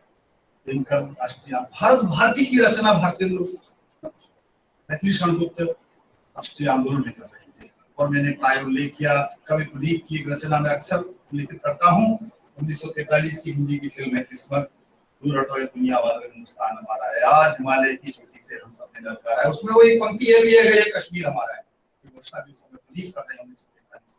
तो राष्ट्रीय आंदोलन की एक धारा का और उल्लेख किया राम माधव जी ने श्री अरविंद की, वो आध्यात्म की धारा है। सारे गरम जल कहे जाने वाले और जिन्हें आज हम कांड कहते हैं, काकोरी कांड और मेरठ कांड और ये सब कांड कहते हैं, उन कांडों की आज पुनर्परिभाषा और पुनर्शब्द देने की आवश्यकता भी है, उनके शब्द बदलने की आवश्यकता। उन्हें कॉन्स्पिरेसी कहा जाता है, कॉन्स्पिरेसी की बजाय उन्हें नए शब्द देने हैं, नया विधान देने। तो उन सब में संलिप्त रहने वाले श्री अरविंद भी और अपने जीवन में आध्यात्मिक धारा में पहुंच जाने के बाद विश्व भर में व्याप्त वैचारिकी के अधिष्ठान को भारतीय विचार के साथ तुलनात्मक रूप से प्रस्तुत करते हुए तत्कालीन कांग्रेस की कमियों के और आचरणों में विसंगतियों को चिन्हांकित भी करते हुए, तो ना वो एक प्रकार का संन्यास लेते और ना वो आध्यात्मिकता के साथ अपने जुड़ाव में किसी प्रकार की कोई कमी करते। ऐसा राष्ट्रीय आंदोलन का वैविध्यपूर्ण स्वरूप जो हमारे सामने है, इसको भी समझने का अवसर है। ये स्वतः जागरण के साथ 75 वर्ष मनाने का हमारा अवसर, हमारे लिए सौभाग्य की बात है। हम इसके साक्षी हैं, न केवल साक्षी हैं विश्वविद्यालयों के माध्यम से, उच्च शिक्षा के संस्थानों के माध्यम से, उसमें हम अपने विचार को, अपनी बात को, अपने स्वर को, अपने ध्वनि को आगे पहुंचाने तक का अवसर भी मिलता है। इसलिए ऐसे आयोजन निश्चित रूप से मुझे लगता है कि हमें यह अवसर प्रदान करते हैं कि वर्तमान भारत, जिसे आज हम न्यू इंडिया प्रधानमंत्री जी कहते हैं, मैं नूतन भारत कहता हूँ, जो नूतन भारत है, इस नूतन भारत के वर्तमान स्वरूप के प्रति किसी भी प्रकार की दुर्वस्थाओं की चिंता न करते हुए, लेकिन आकुलताओं को साथ में रखते हुए, व्यग्रताओं को साथ में रखते हुए, श्रेष्ठताओं के बढ़ने का हमारा सारा संकल्प वर्तमान के प्रति आकुलताओं के साथ ही प्रारंभ होता है। यदि हम वर्तमान के प्रति किसी प्रकार की संतुष्टि का भाव रखते हैं तो हमारे आगे बढ़ने की सारी संभावनाएं समाप्त हो जाती है। लेकिन जैसा उल्लेख किया था राम माधव जी ने प्रारंभ में, हमें अपने अतीत से अविच्छिन्न संबंध भी रखना है। जो अतीत को विस्मृत करता है वो भविष्य की नहीं हो सकता है। और मैं प्राय इस मंच से कहता हूँ, अतीत के साथ संबंध रखते हुए, वर्तमान के प्रश्नों को संबोधित करते हुए, उनसे विचलित होते हुए और भविष्य की ओर उन्मुखी दृष्टि रखते हुए उस वर्तमान भारत को आगे बढ़ाने के लिए हम सबको साथ चलने की आवश्यकता है। वह संगच्छतम संवदनम संबोधनासि जानताम का भाव वो केवल वेदश्रुत नहीं है, वो केवल स्मृतियों का, श्रुतियों का भाव नहीं है, वो केवल परंपरा नहीं है, वो केवल संस्कार नहीं है, वो भारत का विचार है। और भारत के इस विचार को निरंतर विद्यमान रखना, मैंने उल्लेख किया है इस भवन में कई बार, पुनरावृत्ति के दोष से बचते हुए भी फिर से कहना चाहता हूँ, जन्म बहुधा विवाचसम, नाना धर्माणम बहुधा विवाचसम जन्म, वेद का यह मंत्र भारत की परंपरा को यह विचार देता है कि हम वैविध्य के साथ एक दूसरे के साथ असहमति के साथ विरोध न मानते हुए, प्रतिरोध न मानते हुए, शत्रुता स्थापित न करते हुए भी जी सकते हैं। और वो शत्रुता स्थापित न करते हुए का विचार जो वेद कहता है, यथे मां वाचम कल्याणी मां वदानी जनेत, जो भी मेरे पास श्रेष्ठ विचार है वो सब तक पहुंचे। तो भारत का ये श्रेष्ठ विचार, भारत का विचार, और आपने देखा 1990 के बाद वामपंथ के आधिकारिक अवसान के उपरांत, आधिकारिक अवसान के उपरांत विचारधारा का अंत, इतिहास का अंत, इन सारी घोषणाओं में पूंजीवाद का जय घोष किया गया। लेकिन उस पूंजीवाद के जय घोष के बाद कोविड-19 का जिसका उल्लेख राम माधव जी ने किया, उसके दुष्परिणामों सुपरिणामों में एक परिणाम यह भी है कि उसने विश्व के समक्ष यह विचार भी उत्पन्न कर दिया कि ये दोनों विचार वामपंथ का और पूंजीवाद का निस्सार है, क्षणिक है, क्षणभंगुर है।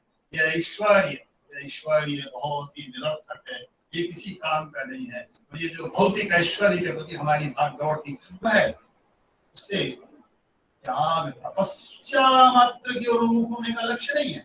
वह ईश्वरीय दीनदयाल जी एक वाक्य उपनिषद का वाक्य उल्लेख करते थे अपने भाषण में, उन्होंने कहा नायमात्मा बल ही न लभ्य।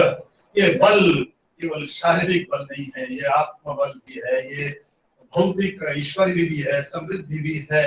इस सुख की कामना से साथ संपृक्ति को बनाए रखते हुए भी तेरे चित्ते न भंजिता के भाव से विश्व के समक्ष ऐसी वैकल्पिक दृष्टि देने में भारत समर्थ होगा, ये अवसर है।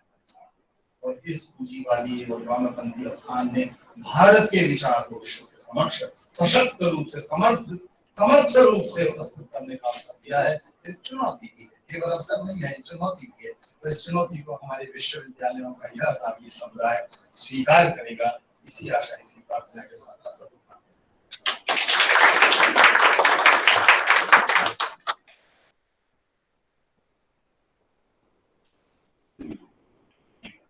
धन्यवाद सर। सर आप हमेशा से हमारा अपने उद्बोधन से हमें हमारा मार्गदर्शन करते आए हैं और आज भी सर आपने हमें एक नए स्वरूप का ज्ञान दिया है। धन्यवाद सर। अब हम इस सत्र के अंतिम चरण की ओर बढ़ रहे हैं, जहां मैं अपनी वाणी को विराम देते हुए वाणिज्य विभाग के प्रोफेसर एवं ई ज्ञान सीरीज के सह संयोजक प्रोफेसर सुरेश मिश्रा सर से निवेदन करती हूँ धन्यवाद ज्ञापित करने के लिए मंच बना।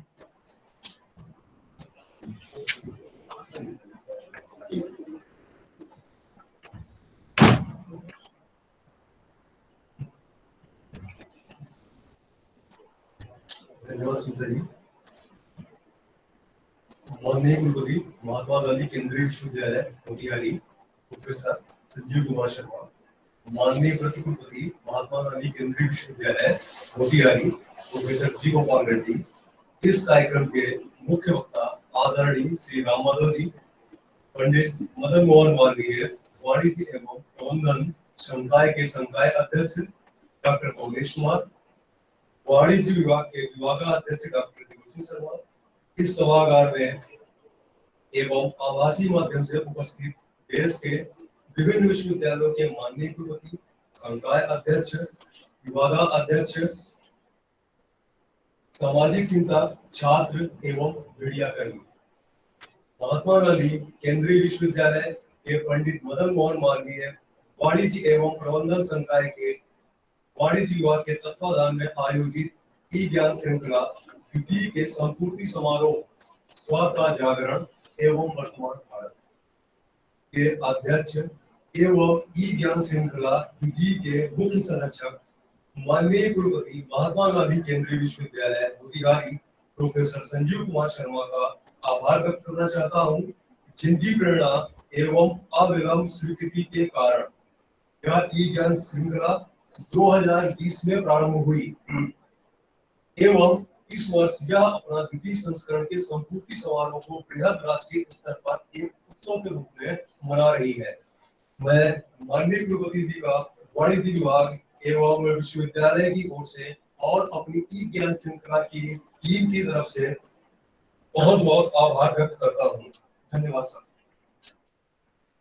आज के इस संपूर्ति समारोह स्व का जागरण एवं वर्तमान भारत के मुख्य अतिथि एवं मुख्य वक्ता, प्रख्यात सामाजिक चिंतक, राजनीतिक लेखक एवं सदस्य board of governors India foundation आदरणीय श्री राम माधव जी का आभार व्यक्त करता हूँ। आपने इस कार्यक्रम में उपस्थित होने की स्वीकृति हम लोगों को अविलंब प्रदान की और बहुत ही अल्प समय में आपने स्वीकृति प्रदान की। आज के इस समारोह में उपस्थित सभी को स्व का जागरण एवं वर्तमान भारत को समझने के लिए दिशा प्रदान की। मैं आदरणीय श्री राम माधव जी का इस कार्य के लिए कोटि कोटि प्रणाम एवं आभार व्यक्त करता हूँ। आपका बहुत बहुत आभार। मैं आज के इस कार्यक्रम के संरक्षक माननीय प्रतिकुलपति महात्मा गांधी केंद्रीय विश्वविद्यालय प्रोफेसर जी गोपाल रेड्डी का आभार व्यक्त करता हूँ। इस कार्यक्रम की संकल्पना बिना आपके सहयोग एवं प्रेरणा के नहीं हो सकती थी। सर, आपको मैं अपनी ई ज्ञान श्रृंखला 2 की टीम की तरफ से बहुत बहुत आभार व्यक्त करता हूँ। आज के इस कार्यक्रम में उपस्थित वरिष्ठ सामाजिक चिंतक, अध्यक्ष, गांधी संग्रहालय मोतिहारी, पूर्वी चंपारण बिहार, श्री ब्रिज किशोर जी का आभार व्यक्त करना चाहूंगा। आपकी गरिमा में उपस्थिति से इस कार्यक्रम की शोभा में वृद्धि हुई है और आपके विशेष प्रयास से आज यह पुरस्कार वितरण समारोह संपन्न हो गया है। सर, आपका बहुत बहुत आभार। इस वर्ष की विजेता डॉक्टर सुजाता चौधरी का कार्यक्रम में भाग लेने के लिए बहुत बहुत आभार प्रकट करता हूँ और आपको बधाई देता हूँ। आपको पुरस्कार जो है, इस कार्यक्रम में उपस्थित विभिन्न विश्वविद्यालयों के माननीय कुलपति, जितना मैं देख पाया हूँ केवल वही बात कर रहा हूँ, जिनको नहीं देख पाया हूँ क्षमा करेंगे, मैं उनको भी जो है आभार व्यक्त करता हूँ। ठीक है, TMU Bhagalpur university doctor Neelma Gupta ji, UAFU Lucknow university doctor Anil Shukla, Lalit Narayan Mithila university पूर्व कुलपति professor HK Singh sir Lucknow Maharshi university एवं अन्य आवासीय माध्यम से जुड़े हुए कुलपति, मैं आप सभी को अपना बहुमूल्य समय इस कार्यक्रम में प्रदान करने के लिए दिल से आभार व्यक्त करता हूँ। सभी माननीय कुलपतियों को मेरा प्रणाम एवं आभार। ई ज्ञान सीरीज द्वितीय को सफल बनाने में हमारे अकादमिक वक्ताओं की विशेष भूमिका रही है, जिन्हें कोविड-19 महामारी के साथ साथ संघर्ष करते हुए अपने ज्ञान से हम लोगों को लाभान्वित किया एवं अपना संपूर्ण योगदान प्रदान किया। इस क्रम में मैं doctor Kinnare Thakkar, professor RK Shastri, professor Sangeeta Gupta, professor Sanjay Mishra, professor RK Shukla, professor Rajeev Sijariya, professor Pradipta Banerjee, professor AK Shukla, professor Rajendra Kumar और डॉक्टर ताजेंद्र शर्मा का आभार व्यक्त करना चाहता हूँ। आप सभी वक्ताओं ने आपदा के समय में भी बहुमूल्य समय एवं योगदान प्रदान किया। आप सभी का बहुत बहुत आभार। कोविड-19 महामारी जिससे पूरा भारत प्रभावित था एवं अभी भी है, इस क्रम में हमारे कार्यक्रम ई ज्ञान सीरीज द्वितीय में 10 लेक्चर हुए, जिसका वर्णन हमारे सहयोगी रवीश जी ने किया। इस लेक्चर में 10 अलग अलग अध्यक्ष रहे हैं और इस दौरान अपनी अध्यक्षीय भूमिका से हम लोगों को लाभान्वित किया है। मैं आप सभी को अध्यक्षीय उद्बोधन देने के लिए बहुत बहुत आभार व्यक्त करता हूँ। ई ज्ञान श्रृंखला द्वितीय में एडवाइजरी एवं एडिटोरियल बोर्ड के सभी सदस्यों को धन्यवाद देना चाहूंगा। आपके अथक प्रयास से ही यह इस श्रृंखला इतना ज्ञानप्रद हो गई है।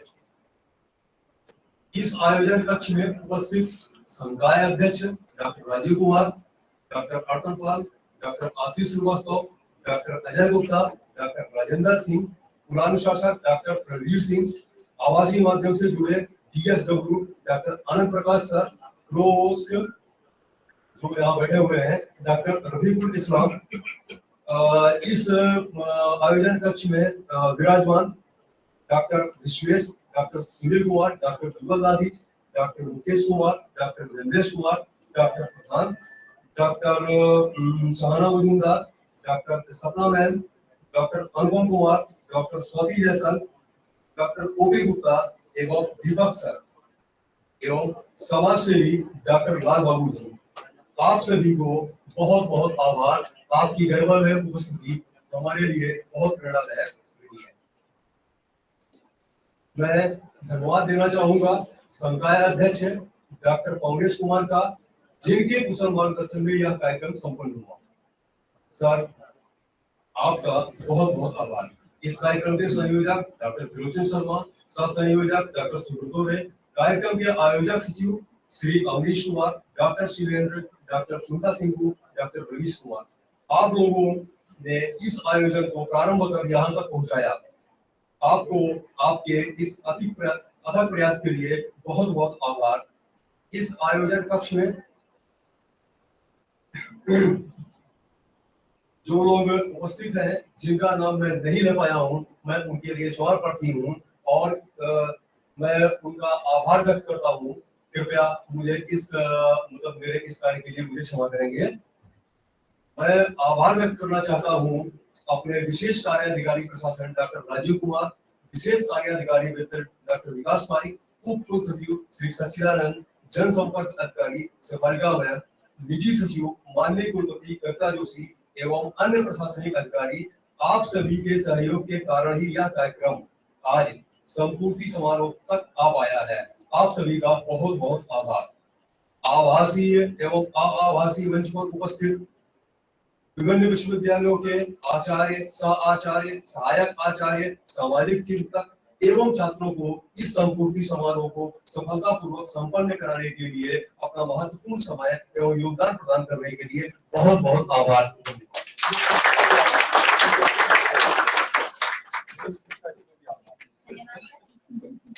मैं आप सभी को राष्ट्रीय गान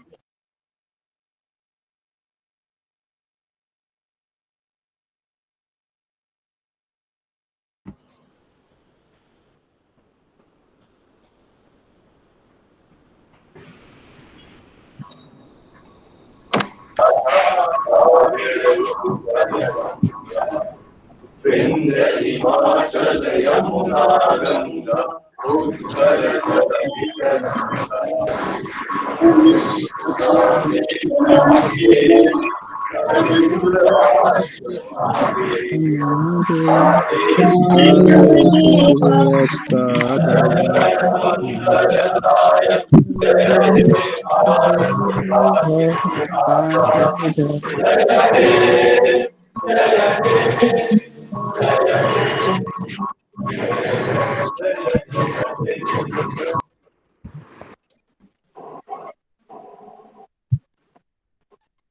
की गई है।